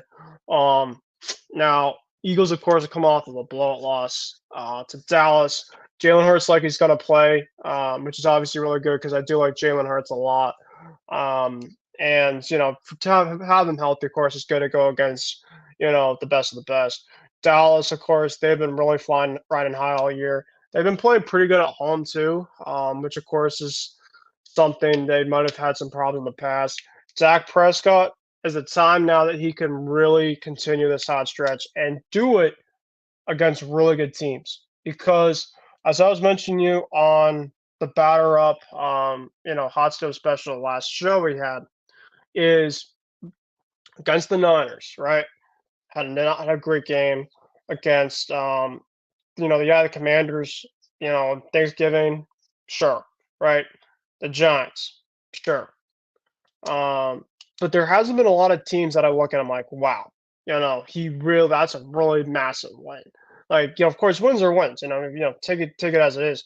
But if Dak Prescott can beat this Philly team, then I got to give Dallas a little more consideration of a top NFC team because until then, in terms of the cycle of this Dallas Cowboys team, they have a really good season during the regular season. And what happens during the postseason? Joke it away because it's kind of the Dallas model for you. So I know I picked Dallas before early on, but I took some time to think. And Philly just has the match against Dallas really well. They play them always really well, tough, and I don't see Philly losing back to back. I just don't. Sirianni, I take him over McCarthy. It's gonna be really high. It's gonna be like a 31-28 type of game though. It's gonna be similar. It's gonna kind of give me like the Pac-12 championship feel of just really good offenses going back and forth. You have Hurts with Devontae Smith, you have Swift, you have Brown. Cowboys, you got Dak, you got Lamb, you got Pollard. So, yeah, I'm gonna go Philly here in an offensive shootout. I'm gonna go with Dallas. I think Dallas, they're like San Fran. They feel like they got robbed the last time they played Philly. They should have won that game. I mean, they had second and goal at the Dallas or the Philadelphia 7, and they couldn't punch it in. And they went backwards actually to lose the game. So I feel like they got robbed, and they know there's a lot at stake. Because if you win this game, if you're the Cowboys, you win this game. Well, then you have a legit shot at the NFC East. Right now, you're second in a division. The Dallas Cowboys, if I'm not mistaken, they're only one game back. So if they win this game, Ben, they're gonna not only leapfrog, they'll be tied with the Eagles, but they'll win. They'll have the tiebreaker, so they'll lead the NFC East. So there's a lot at stake. So Dallas is definitely gonna come ready to play. They'll be hyped up. The Eagles as well, and that Dallas defense, that Micah Parsons. Remember, Micah Parsons was able to beat Lane Johnson a bunch of times in that game the last time these two met. So I expect him to wreak havoc on the quarterback. I think that the Eagles are going to kind of follow the Niners blueprint, which is keep Jalen Hurts in the pocket, make him throw the ball, and then just, shut down, try to clamp down on A.J. Brown and Devontae Smith. And then offensively, I know they'll be able to put up points because that Philly defense is not good, especially up the middle with the crossing routes and the tight ends. And Ferguson, I mean, he's going to have a monster day, I think, and then CeeDee Lamb as well. And don't be surprised if Tony Pollard as well, because his shiftiness going across the middle with those plays, I think that really plays into the favor of Dallas. So give me the Cowboys to win this game. I'm going to go 34-27.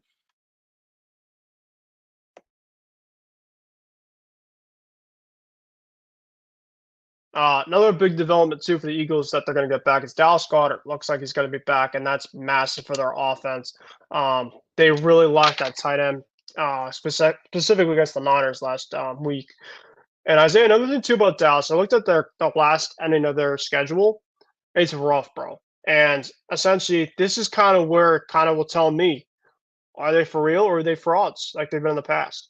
So they have, after the Eagles, they go to Buffalo at 425. That'll be a really tough one.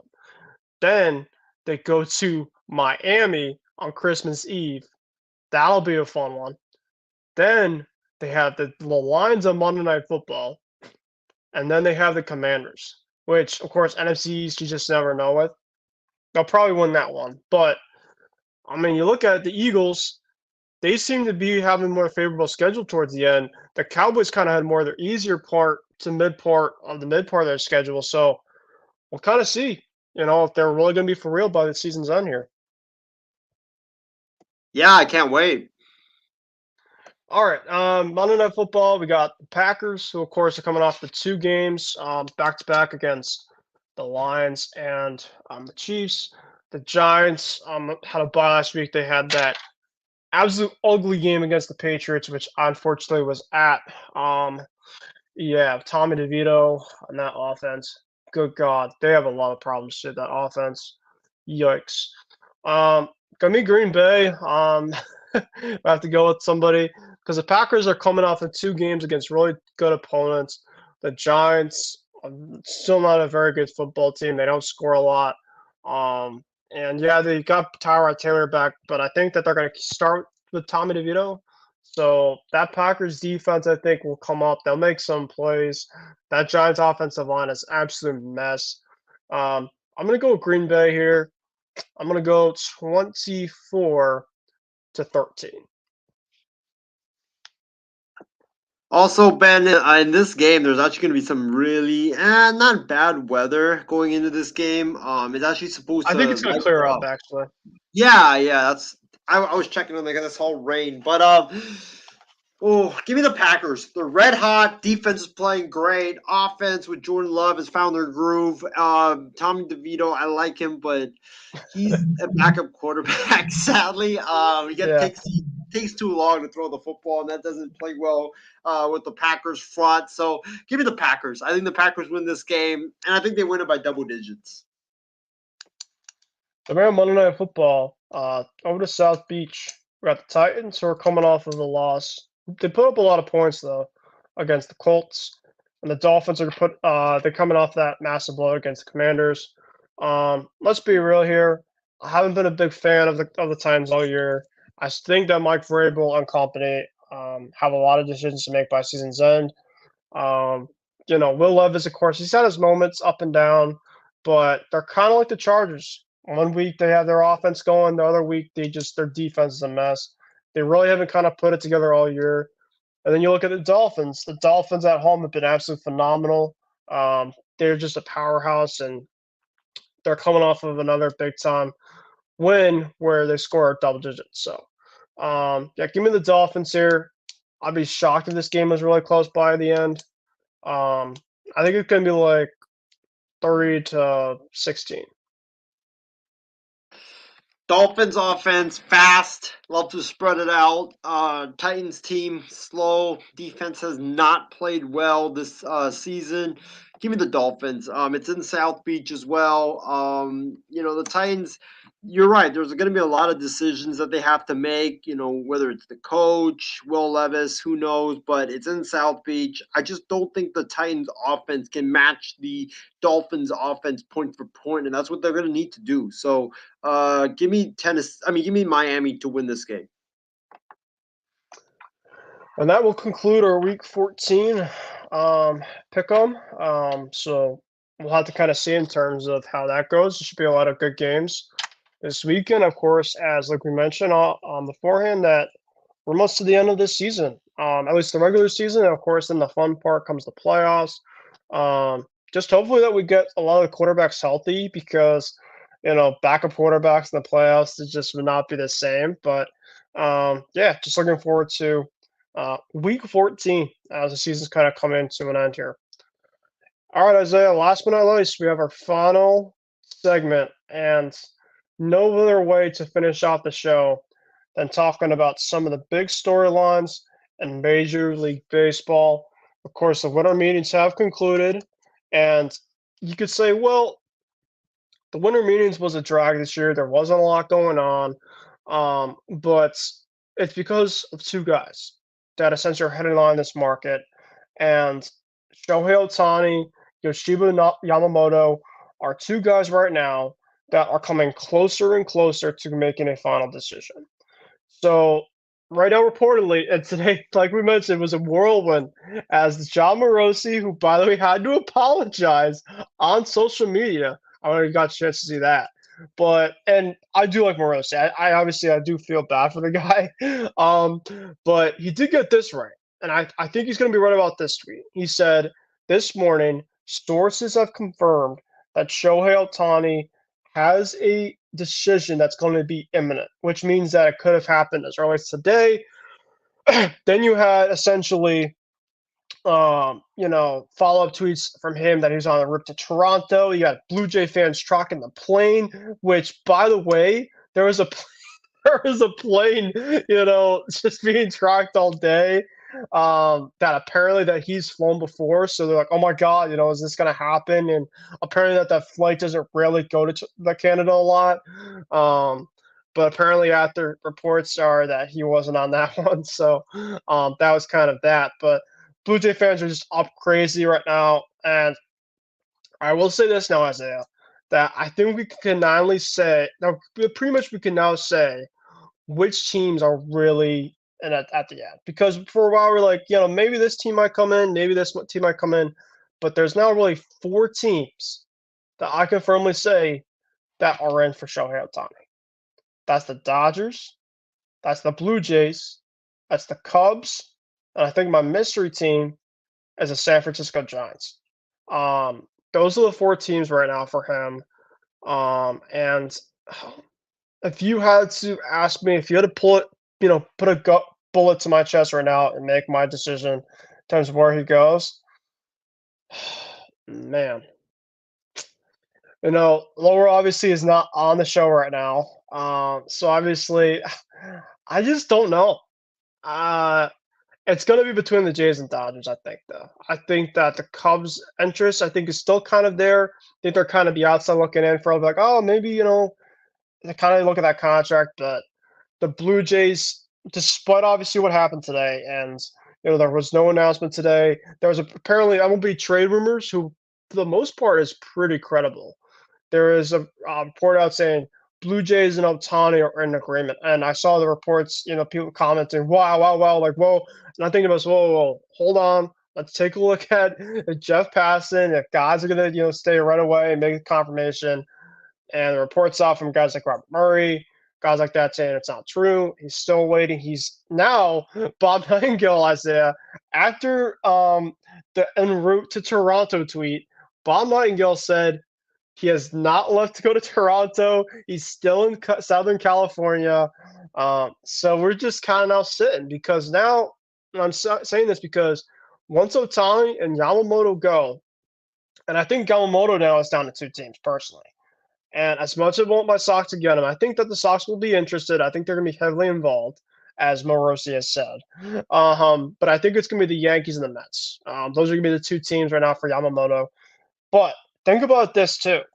If Ohtani goes to the Jays, the Dodgers will transit over to Yamamoto. So that's essentially going to be kind of what's going on here. But I want to get your overall thoughts about now Ohtani watch. Well, and what's also crazy is this guy, CJ Golson, who has broken some few stories before on Twitter. That guy. 7,300 views. He just reported 3 hours ago that Shohei Ohtani is signing with the Cubs for 12 years and $175 million. So it's nobody knows. It's bonkers. That's what it is. Until right Passan breaks it. Oh my God. I thought, because I went to bed last night thinking, okay, Morosi tweeted that out. This decision's imminent. I turned all my notifications off. Turned it all on. I was like, you know what? I couldn't sleep because of that. I was like, dude, that's I just can't sleep because of the anticipation. But just seeing what everything happened, I woke up. Oh my God, Dodgers, Blue Jays signing Ohtani. I was like, are you kidding me? Like, and then it was like, no, he hasn't signed with the Blue Jays. And then Morosi reported he's going on his way going to Toronto. There's a plane, like you mentioned, going to Toronto, and fans all over are tracking it. And then Bob Nightingale and John Heyman and everybody else was like, no, that's false. He's not on his way to Toronto. He's in Southern California. Like, it was just a crazy, bizarre day in the world of sports, man. I honestly have never seen a day like this where everything was just back and forth, back and forth. It kind of made it was kind of like the moment of last year where Aaron Judge. Yeah. John Heyman, the Arson Judge stuff. So, I mean, I don't know now, to be honest with you. I don't think anybody knows what's going to happen with Shohei Ohtani. But I think of it kind of like a Kawhi Leonard Lakers-Clippers decision where everybody was like, okay, he's going to LA. Everybody was reporting like he's going to the Lakers, going to the Lakers, going to the Lakers. And then all of a sudden, out of the blue, a bomb at midnight. Woj reports Kawhi's the Clippers trade for Paul George. Kawhi's going to the Clippers, and everybody's like, "What the hell's just happened?" Like, I think it's going to be that type of situation. I really think that I don't think it's going to be either the Dodgers or the Blue Jays. I think there's too much smoke on either side. I can't wait for this, man. Yeah, I think there's too much smoke on either side, and I think it's going to be a team that just everybody is just taken aback by that's going to sign him. Like, I think the Cubs, the Giants, any one of those 2 teams, I think that he's going to go to. And personally, I don't know what it's about. I know there was reports that they've been out of it. I'm still not going to rule out Texas, to be honest with you. I really won't, because it just doesn't make any sense that, everybody's like, when everybody was talking about, they have so much money to spend, they're in on Ohtani, then all of a sudden they're not because of the TV deal stuff, when we all know that, with the TV deal stuff, They're the defending World Series champions. Like, you really think Yeah. that like once their TV person or the partner drops them, like there's nobody that's going to sign them? Like, you're going to have like TV networks lining up just to pay for the Texas Rangers TV rights. So I won't rule out Texas because it just makes a lot of sense. Winning team, won the World Series, young core still, and that would fit the mode, Ben, because of that team that's just everybody's like, what the hell? Why did he like? Are you kidding me? He goes there. Like, I think it's going to be a team that's silent that just comes out of nowhere and gets him, and I can't wait. Whether it's tomorrow, Sunday. I mean, imagine during football Sunday the bomb drops. Like it'd be insane. Like if that happens. I'm so thankful that the Patriots aren't playing Sunday, so Yes. I could be in tune to relax and watch football after work and see if this Ohtani news just bombs away. Because I do think, and I'm not an insert by any means. I'm not, but I think personally, if I had to make a guess, that I would be stunned if Ohtani does not sign by the end of this week. I would be stunned. I've not have anything said about that at all. But I think that there's essentially a lot of smoke right now. There is. That I think that it's coming, and Yamamoto right now is reportedly meeting on Monday with the Yankees. Now, I want to, of course, get into the Yamamoto stuff with you because I know we've talked about the Ohtani stuff. This guy might be the best player in this class that nobody, I mean, yeah, people are talking about, but of course, Ohtani, of course, is the unicorn. But people are like, well, how's he going to do in America? He's never pitched in America. This guy is incredible. Like, I've seen a lot of his stuff off the air. Just whoever gets him is getting an absolute, you know, a great prize, just amazing prize.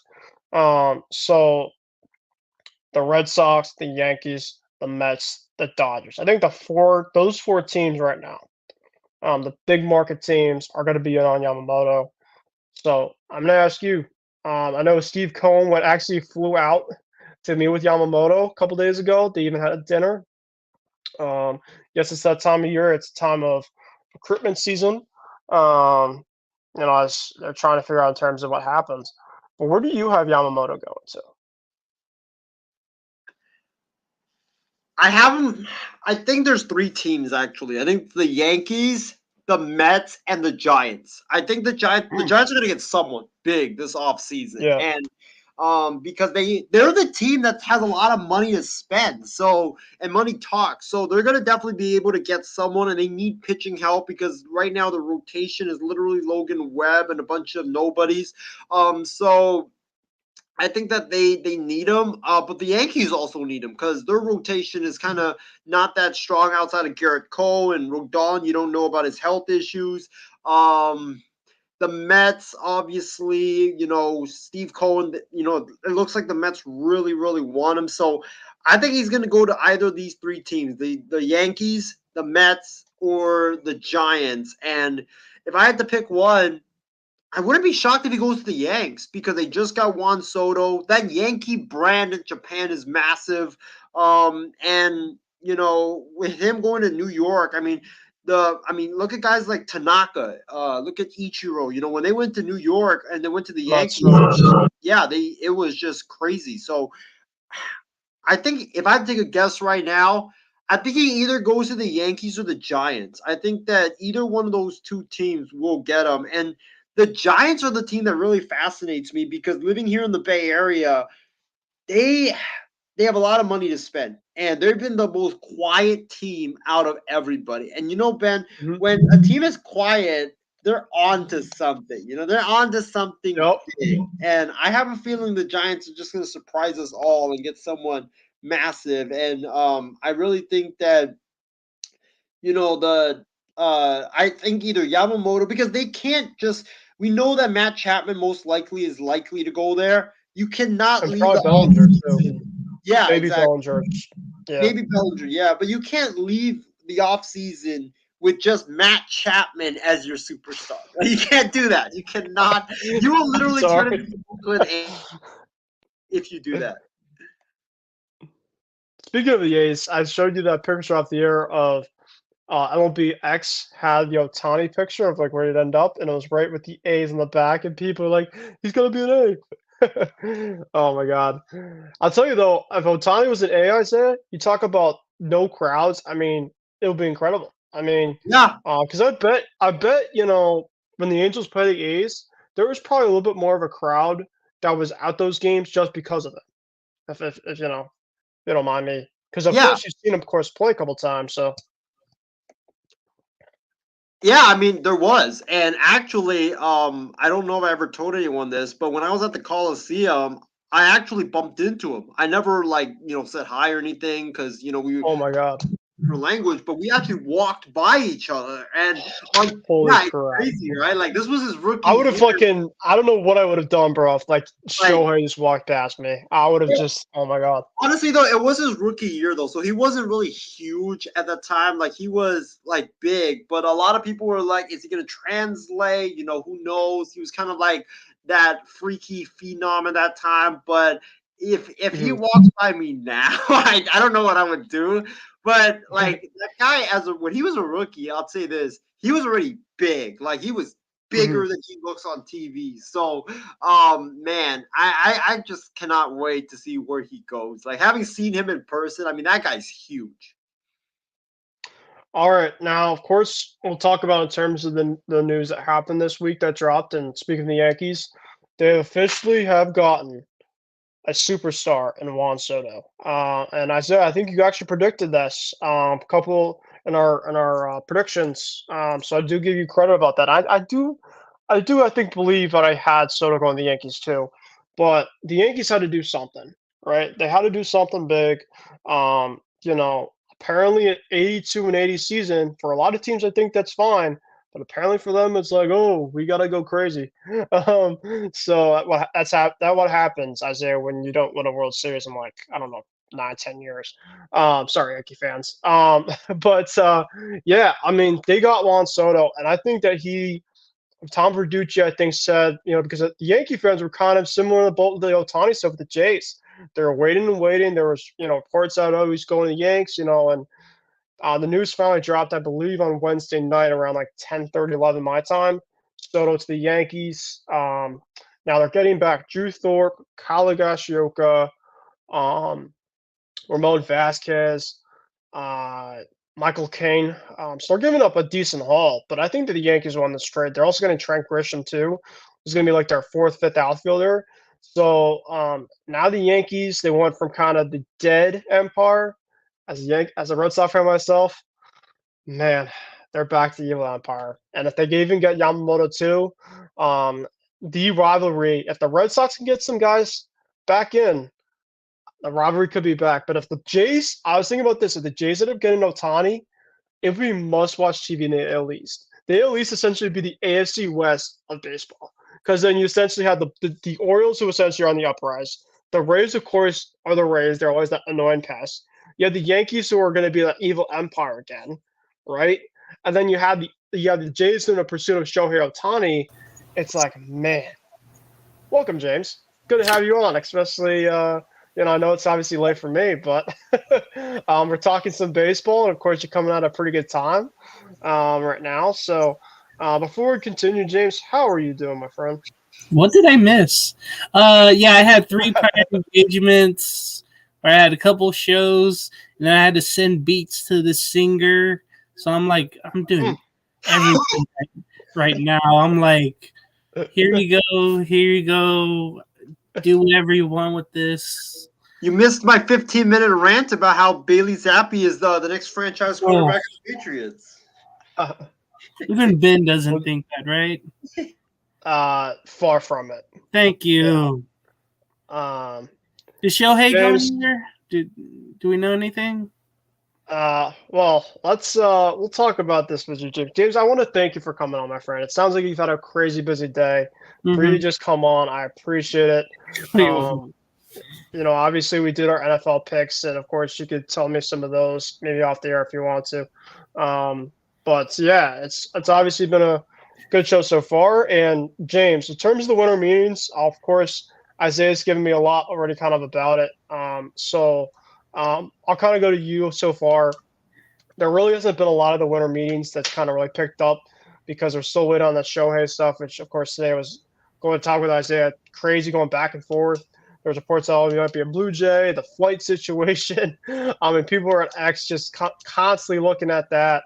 But of course, right now it still sounds like it's going to be up for grabs. So I want to ask you about Ohtani in terms of where you think Percy's going to end up, because now we're kind of at that final stage marker. And then Yamamoto, because those are kind of the two guys right now that are kind of holding the floodgates back. Deservedly so. But of course, the big news that has happened so far is Juan Soto to the Yankees. Of course, there's been some other news kind of right now. My Red Sox have done a couple things, kind of minor things. But what's your thoughts? Juan Soto is a Yankee. You knew eventually he was going to go, and eventually to the Yankees and no one else. I'm sorry, but that's all right. And then I thought, what the Padres got back wasn't too bad. I mean, they really need to start pitching. They're going to lose a couple. They've already lost Nick Martinez. They're going to lose Blake Snell for starters. So eventually they have to replace those guys with starters. And, I heard some of those guys are already have major league experience, especially Michael King at the end of last year. He looked really well. And I was talking to some Yankee fans and mentioned, oh yeah, that's one guy I didn't want to part ways with. I wanted him for the future. And unfortunately, you have to give up something to get something. And exactly. That was one of those prime examples. And then to get the catcher they did, Kyle, I'm going to butcher his name, but I got you, James, because he's in my division for so long. Higashioka. Okay.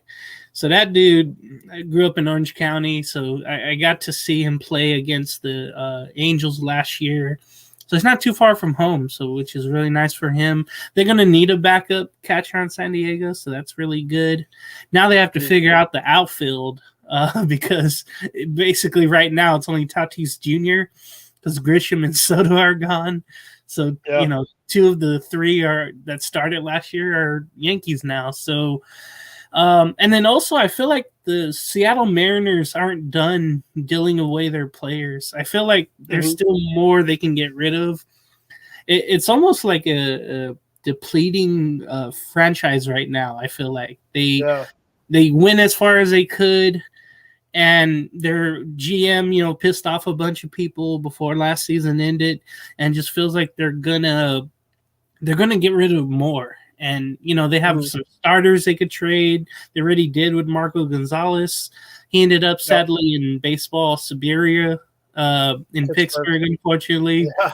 So that sucks for him, being a Gonzalez, unrelated. So that really sucks.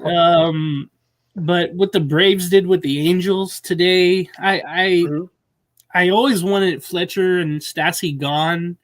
I'm kind of happy for them just to get out of the Angels organization and maybe go somewhere better. The ties with the GM, Perry Manassian, well, it is Nazia right now, but Perry Manassian having that Atlanta tie there, so that worked out. Getting back Evan White, like I was telling Isaiah earlier tonight, I was like, why? We have Nolan Shaniwa at first. It just doesn't make sense. I think they were just trying to get anybody. They also reached out to the Blue Jays from Manoa as well, James. Okay, Ben, I can go on forever about that rumor because I don't like the guy. You saw his unprogress last year. That's not even a word, but basically the opposite of progress. That dude was sent to the correctional league, the rookie ball. That's how bad he was, and that's how he's getting lit up there. Yeah. So I don't want him anywhere near my team. I don't care if we have the master motivator, Ron Washington, excuse me. I just don't see. I hope not. That would be awful. To go from Shohei Ohtani to Alek Manoah, that would piss me off. Sorry. That would be awful. We've had too many projects, and I just don't want another one. I'm also interested in if the Angels trade more of their prospect or projects as well. So Joe Adele's there. You won't get much for him, but he'll probably need to go somewhere else just to get playing time. This dude played it felt like 2 or 3 games before he was finally called up for the rest of the year. And then the whole Ohtani thing, again, with Roberts, I still don't think that hurts his chances. I really don't with the Dodgers. I just firmly believe that.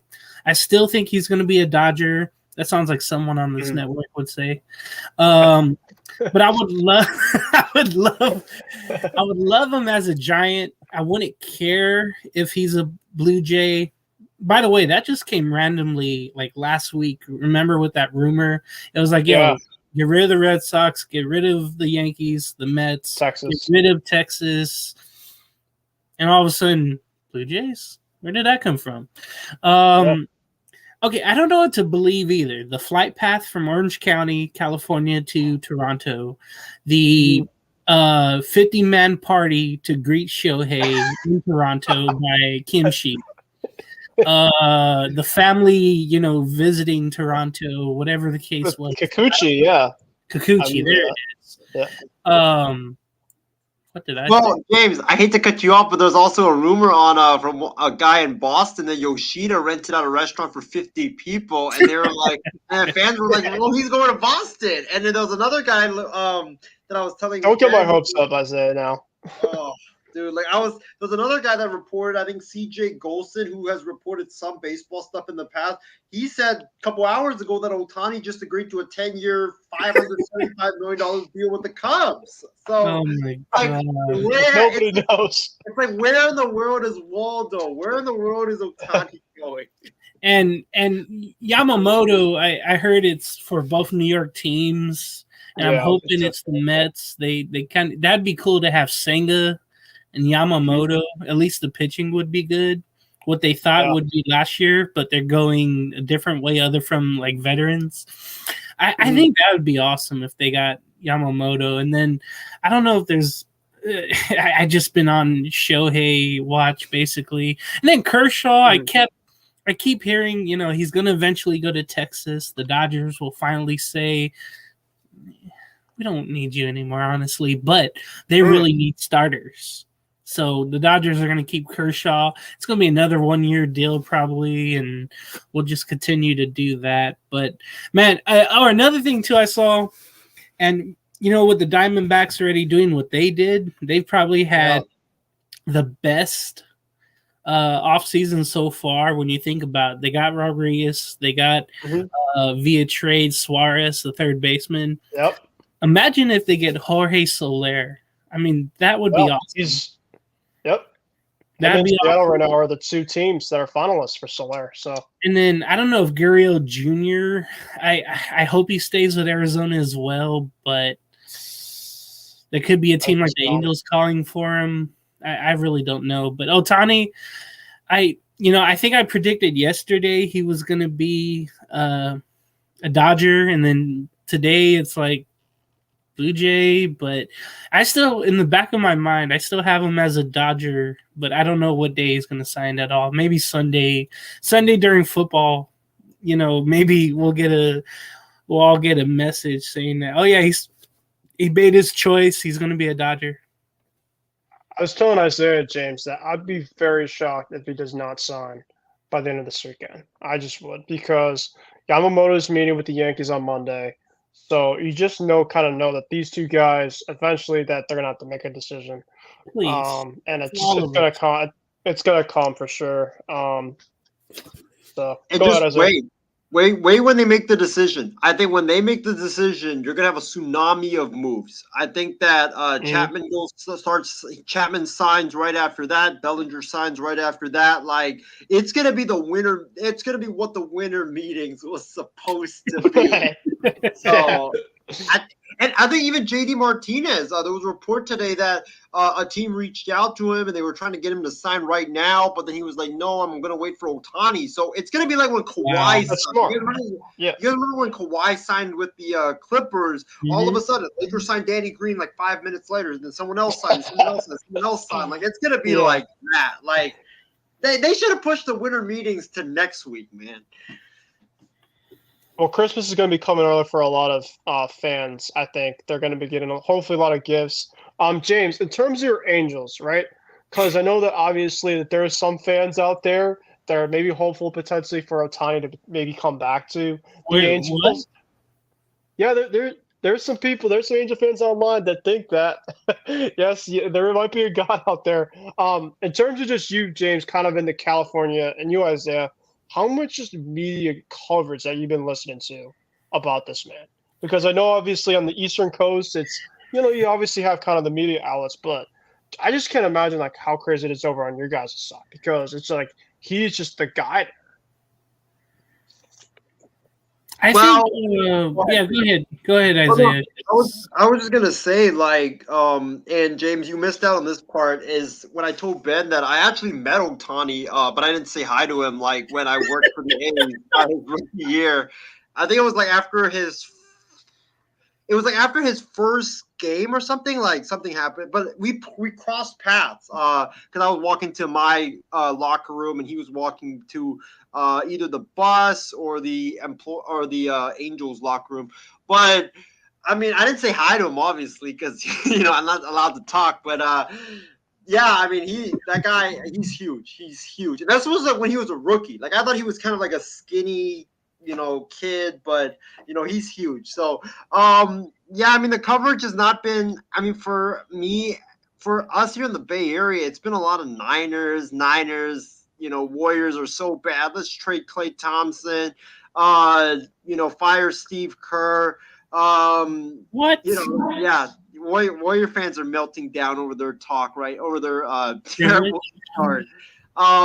There hasn't really been a lot of Ohtani because I feel like Giants fans don't even expect him to come. Mm-hmm. Like what I've seen from like Giants radio is like, oh, I can't wait for our big star free agent signing, Matt Chapman. Like I cannot wait for Matt.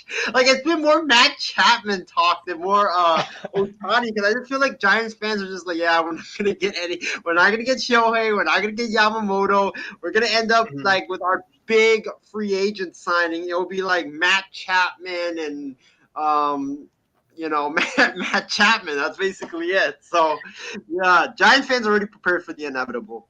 For me, well, first of all, when you mentioned you weren't allowed to talk to the players, I think we all would love that rule here, where you're just not allowed to talk at all. I think that would be good.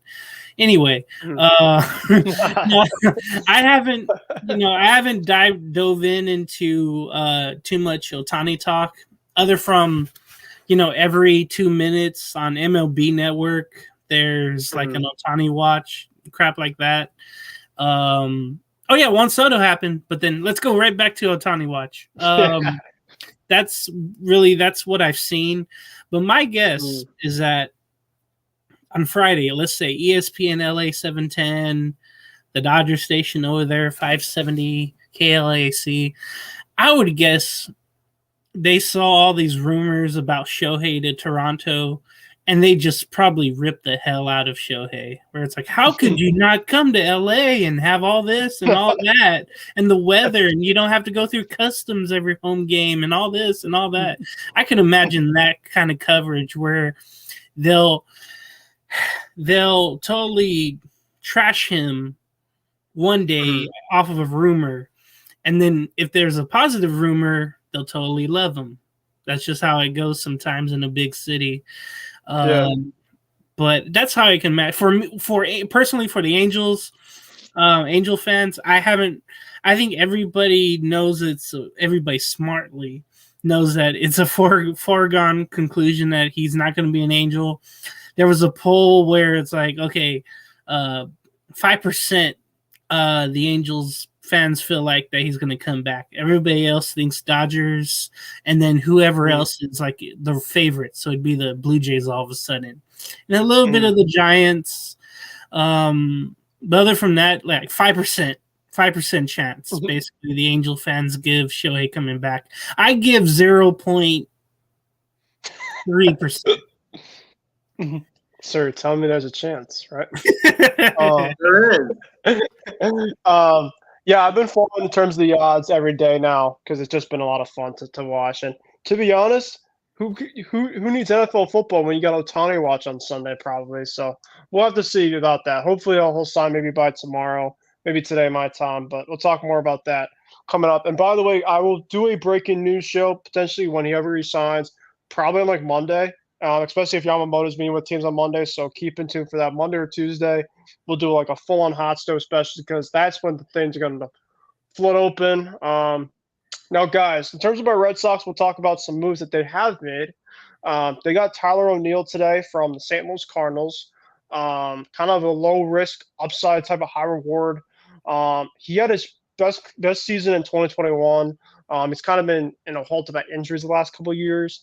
I just want to get your overall thoughts about that move really quick. And then, of course, Alex Verdugo has been moved to the New York Yankees. So Craig Bresslow's first couple moves have been a little bit of ballsy. People are like, oh, fire this man. I'm like, you guys just have to be patient. I like the O'Neill signing. I think that we won that deal. Personally, we had to only give a couple prospects. I've been kind of a fan of him for a while. He kind of reminds me of Kike Hernandez in a way. And then Alex Verdugo going to the Yankees. What do you guys think about that? He should have been dealt at the deadline, but I think the Cardinals are trying to hold out for something bigger, and maybe they got it. The one thing I'd be worried about, he's definitely an upgrade from Verdugo, but I'd be worried about his character. We saw last year. Like Verdugo. Oh, well, that's more. But we saw Tyler O'Neill not running the bases. He wasn't playing pretty good, the defense he should be. He kind of had some squabbles with their manager over there with I forgot the manager's name. It's the offseason with St. Louis. But Ozzy, is it? Oli something. Yeah, but Marmol, Ali Marmol. Yes. Marmol. When I heard those things and I saw him get benched, I'm thinking, okay, that won't fly in Boston. They'll boo the hell out of you, and the WEEI will get at you. So don't do that. Damn right. And what about you, Isaiah? What do you think about this move? Because I know you said off the air that this was a good move from my Red Sox, and I think that this is going to be a move that I don't think that he's going to be the everyday type of outfielder. But the Red Sox were looking for a right outfield bat, and this could be potentially a guy that they can kind of plug and play. I think this is a good move for the Red Sox because they didn't really have to give up a whole lot for him, which I was very surprised about. He's 28 years of age. I don't think he's even really reached his ceiling as a player. I think he could do a lot more. I was very shocked that the Cardinals traded him because the Cardinals, I felt like they were done trading and selling players. Now they traded him, even though they added a bunch of starting pitching. It just doesn't make any sense what the direction the Cardinals are going. I mean, this guy I know he played only 72 games last year. He has dealt with injuries, which is unfortunate, but he played 96 games in 2022. He had 58 RBIs. He strikes out a whole lot, which is not good. If you can cut down on that, that would be good. But I think it's a good move. Power hitter that plays in Fenway, especially that green monster. I think that, he actually had a good amount of doubles the year he was healthy. So I like it. I think that, his bat is made for Fenway, and with him in left field, the Verdugo being gone, the only reason why I criticized the Verdugo move is, yes, you had to get rid of him because, I felt like his attitude was kind of waning in Boston. But the reason why the reason why I don't like it is because you traded him to your division rival. If you traded him to like the Dodgers or you traded him to somewhere else, I'd be okay with it. But you trade him to the Yankees. You made the Yankees better. I mean, the Yankees outfield last year was like Cabrera. It was a mess. I mean, you had a bunch of no-namers. William McKinney. one point. Like it felt like it A's was, legend. yeah, Billy McKinney. I remember, like it was one. I don't know if you guys remember this. There was one Sunday Night Baseball game late in September or like August where the Yankees literally had an outfield because Judge was hurt. They had an outfield where everybody was like, "Did you get these players from like the nearby Waffle House over there? Like, what are you even doing? Like, who are these?" That's a little much. Mhm. It was like we were like, "Who are these guys?" Like, there was a guy Jake that Bowers. Jake Bowers. There was a guy that played left field for them. I was like, "What? Like, who is this dude?" Like. Yeah. It was just crazy. So now you go from that to the Verdugo, Judge, Soto. Like it's definitely an upgrade. It's nasty. I just don't like how they help the Yankees. That's what. Like you would never see the Giants trade with the Dodgers because they don't want to help them out. Maybe like a minor trade, but to trade him to the Yankees and to get only like pitching prospects in return. If you trade him to Minnesota, fine. Trade him to somewhere else, fine. But trade him to the Yankees. That's why like I don't really like the move. What do you think of the Verdugo move, James? It's awkward because remember, was it a couple years ago? Yankee fans were like throwing stuff at him, and you know they had their little things. So I'm kind of they hated him. Yeah, I'm kind of worried if he has a bad start with them, they'll hate him just even more. We don't see them throwing stuff at their own players, but that might be the case if he starts off bad. Hopefully, though, it's tough though in New York to have a different mindset and a different way of doing things, but hopefully a new. Let's just say a new environment, a new lineup can kind of help them where you have those power hitters and then you have Verdugo next. So maybe that will help them. I'm not saying the Red Sox, didn't have a good lineup. I'm just saying there's more protection now in this Yankee lineup, especially now you have Soto, Judge, Stanton. That's not bad. So you could add Verdugo in there, then all of a sudden you get more at bats, you get more good pitches to see and to hopefully hit and try to get back to the way that you used to be. So, again, it was kind of weird, though. Again, usually free agent signings happen between those two, but never a trade. And I honestly don't remember what they got back from the Yankees, but I know it wasn't anything noteworthy from what I remember. They got a guy in that deal by the name of Dick Fitz. So, yep. Okay. Dick Fitz, and a couple other prospects. Yep. So, that's that. In terms of my Red Sox, really quick, what I do want them to kind of make, kind of the rest of the way here. Of course, they're still high on Yamamoto, but there's reports out Jordan Montgomery. He's been in Boston, of course, it's off-season training. His wife right now is over at the hospital over there, and he's been thrown at Boston College. So there's reports out. The Rangers, of course, they might not bring back according to Rosenthal, that Montgomery and the Red Sox could potentially be one of the other favorites for his services. We'll have to kind of see about that because I think there's going to be some other guys out there. But him and Shota Imanaga, the other Japanese guy, there's reports that he's also interested in the Red Sox too. So I think those two guys right now are kind of on my wish list in terms of pitching, outside of Yamamoto. Offensively, James, I think that they're going to make a trade for Brandon Drury. I think that they're going to make a trade. They need to make a trade at second base.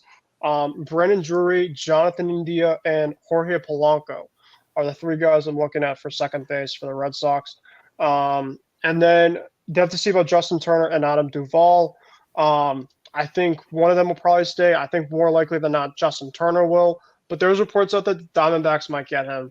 The Diamondbacks lineup is really good right now. You can go back to the NL West, where he, of course, has a lot of experience with.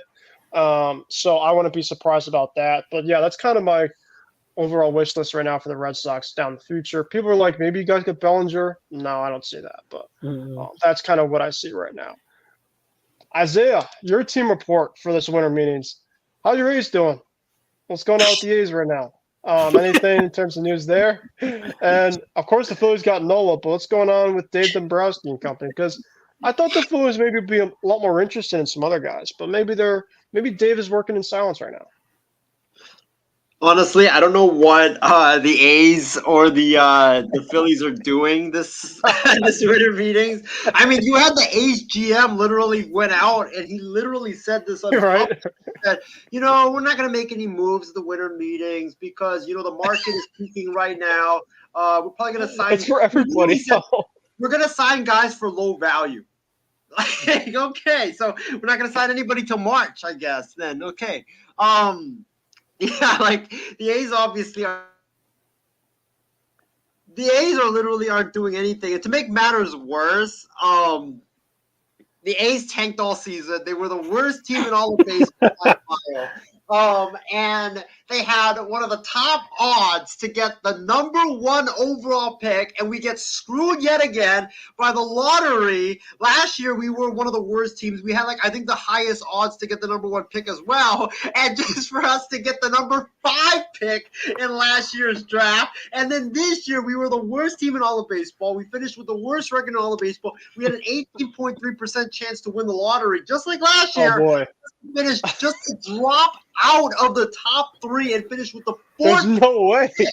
In the MLB draft. We get screwed back-to-back years. And oh, by the way, next year, if the A's finish with the worst record in baseball, they can't get the number 1 pick or top 3 pick because there's a rule in the CBA in the lottery that if you're a team that is one of the teams in baseball that gets revenue sharing, which I think all the teams do in baseball, if you get revenue sharing from the TV deals, you cannot be a team. If you get the worst pick back-to-back years, after back-to-back years, you are no longer qualified for a chance to get a top 3 pick because they're trying to avoid tanking.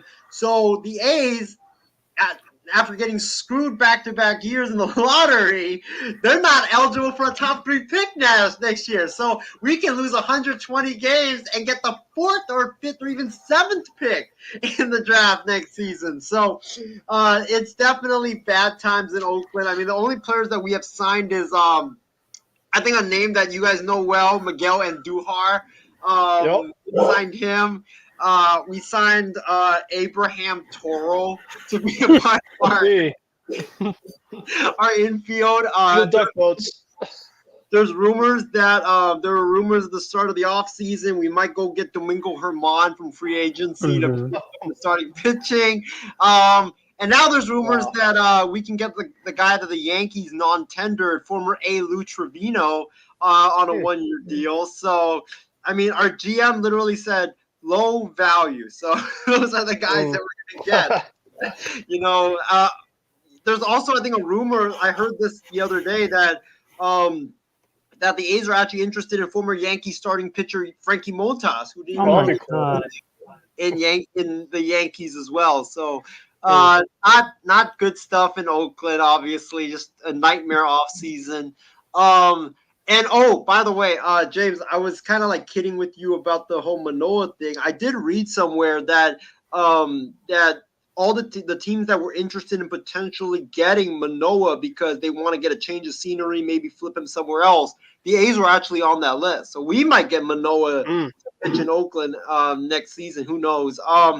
The Phillies, same thing. They're not really doing a whole lot. I just feel like the reason why they're not really doing a whole lot is because I feel like the market's just frozen. Until Ohtani signs and Yamamoto signs, I feel like there's teams that are in that mix that are just waiting for them to sign, and then they're going to pivot to other players. So I think once they sign, like I said, I think you're going to see dominoes fall left and right.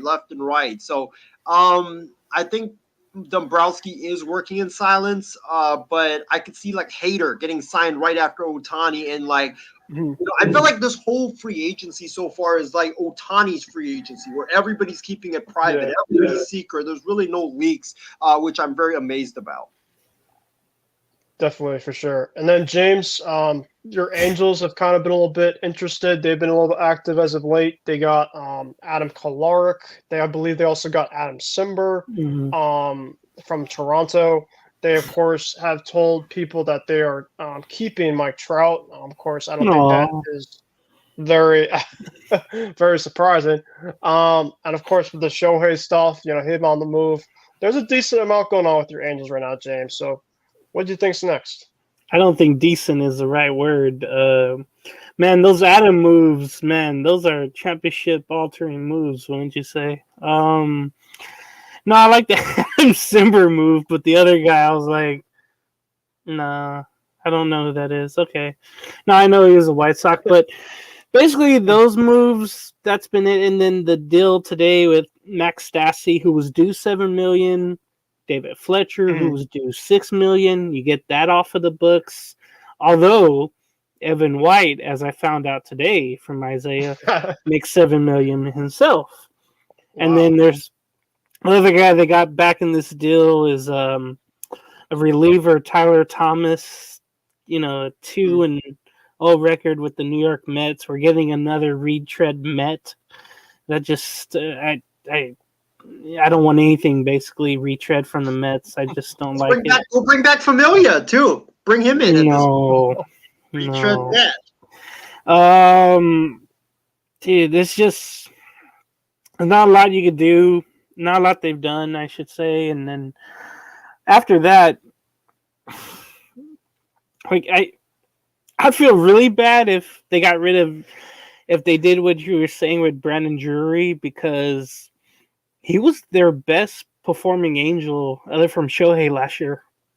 And he even got the injury bug. And that was our only consistent hitter last year when he was healthy. So, and he's only on a 1-year deal too. So yeah, I'd hope they keep him, but I guess if the Red Sox or anybody else has a better deal, I could see them getting active and just it's almost like a plan B thing that you're ready to hit that button whenever Shohei does decide to go somewhere else. You should be already having plan B, plan C, plan D ready to go. But I don't know if I could trust the Angels organization to do that. I just think they're in panic mode. They might go out and get another outfielder.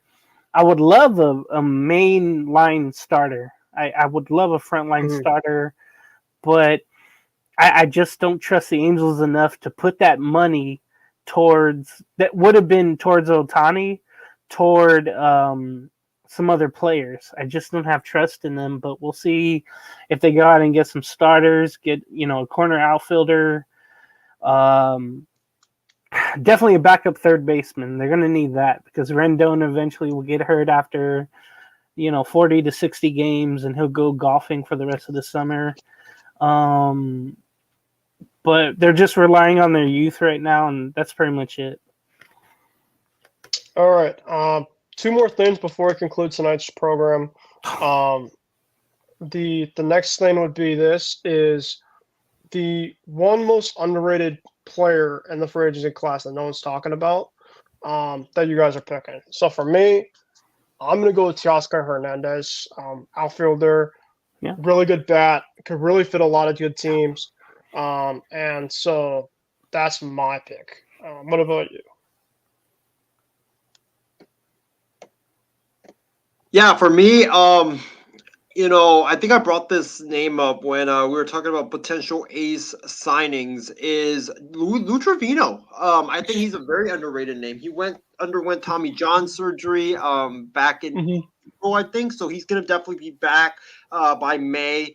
And you look at this guy, he was really good with the Yankees. Really good cutter.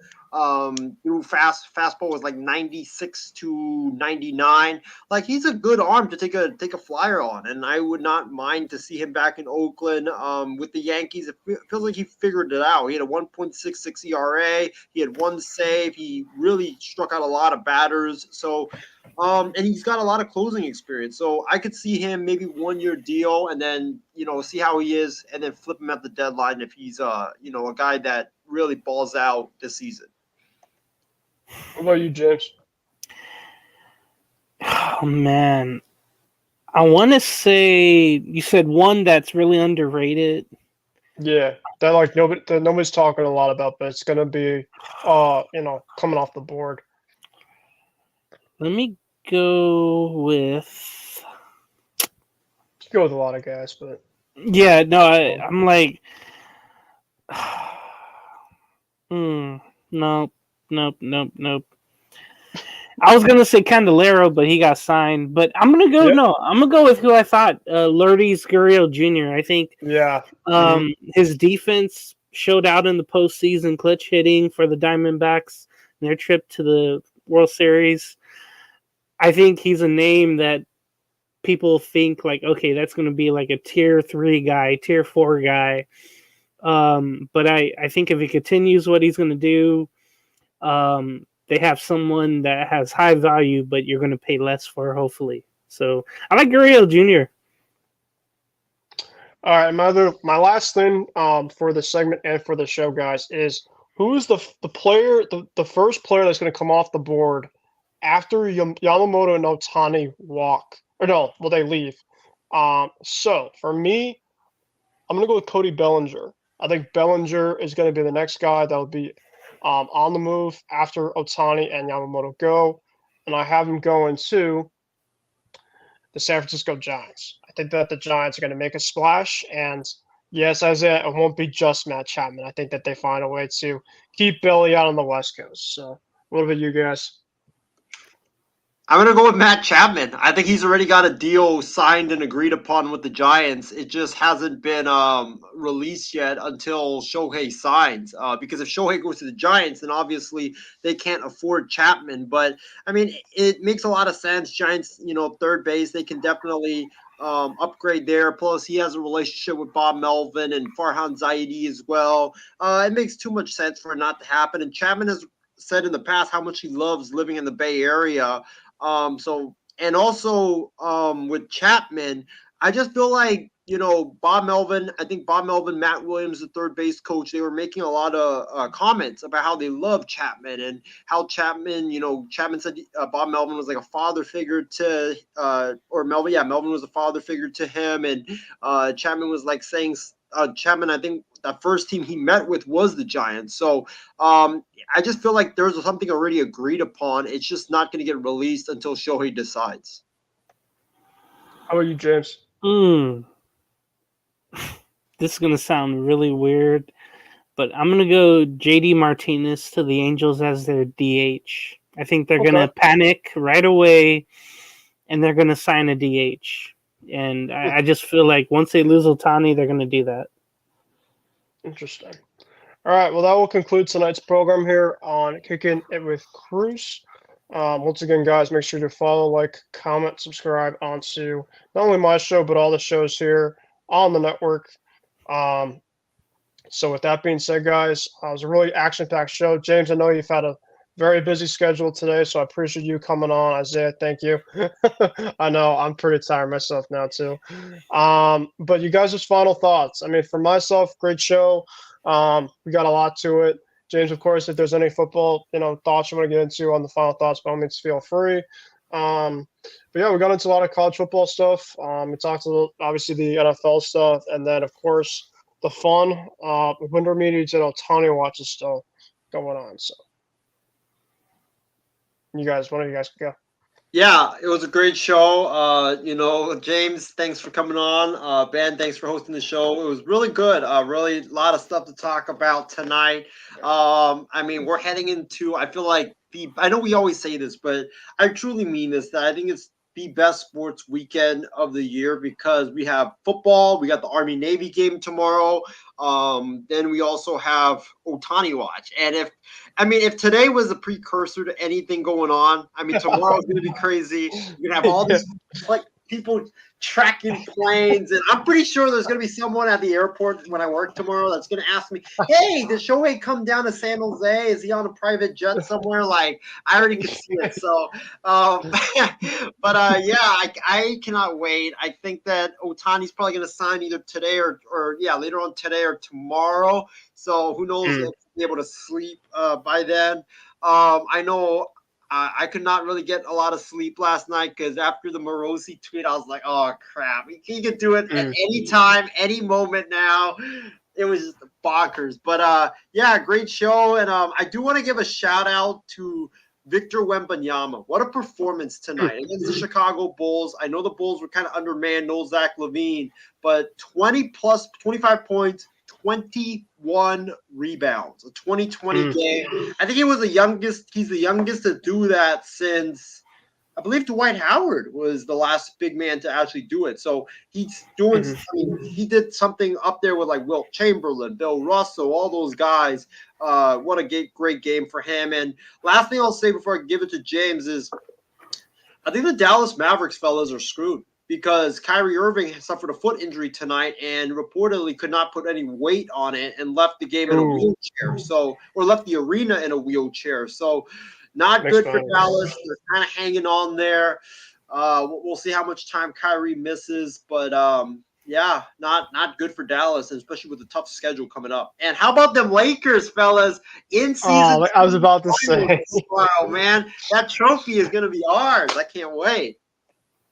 You guys can celebrate that trophy. We'll celebrate Banner 18 in a couple months. So we'll talk about that another time. But James, go ahead. Well, at least they didn't let Kyrie Irving walk like the Jags let Trevor Lawrence walk. Jeez, when I heard that, I was like, what? Dude, that's great to hear about Wembanyama, because, you know, they went on, a 16-game losing streak or something like that, and to finally crush that must feel good for everyone there. All those young players, that feels good. That just shows you how much the Bulls, you know, just how bad they are. They actually won tonight, though, James. They actually won. Wait, who? What? Yeah, the Bulls actually won. Oh, they won. Oh, okay. Yeah, I didn't hear you. They won, and they're actually 5-1 without Zach LaVine. Well, that's the problem. They got to trade him. We'll talk about that one day.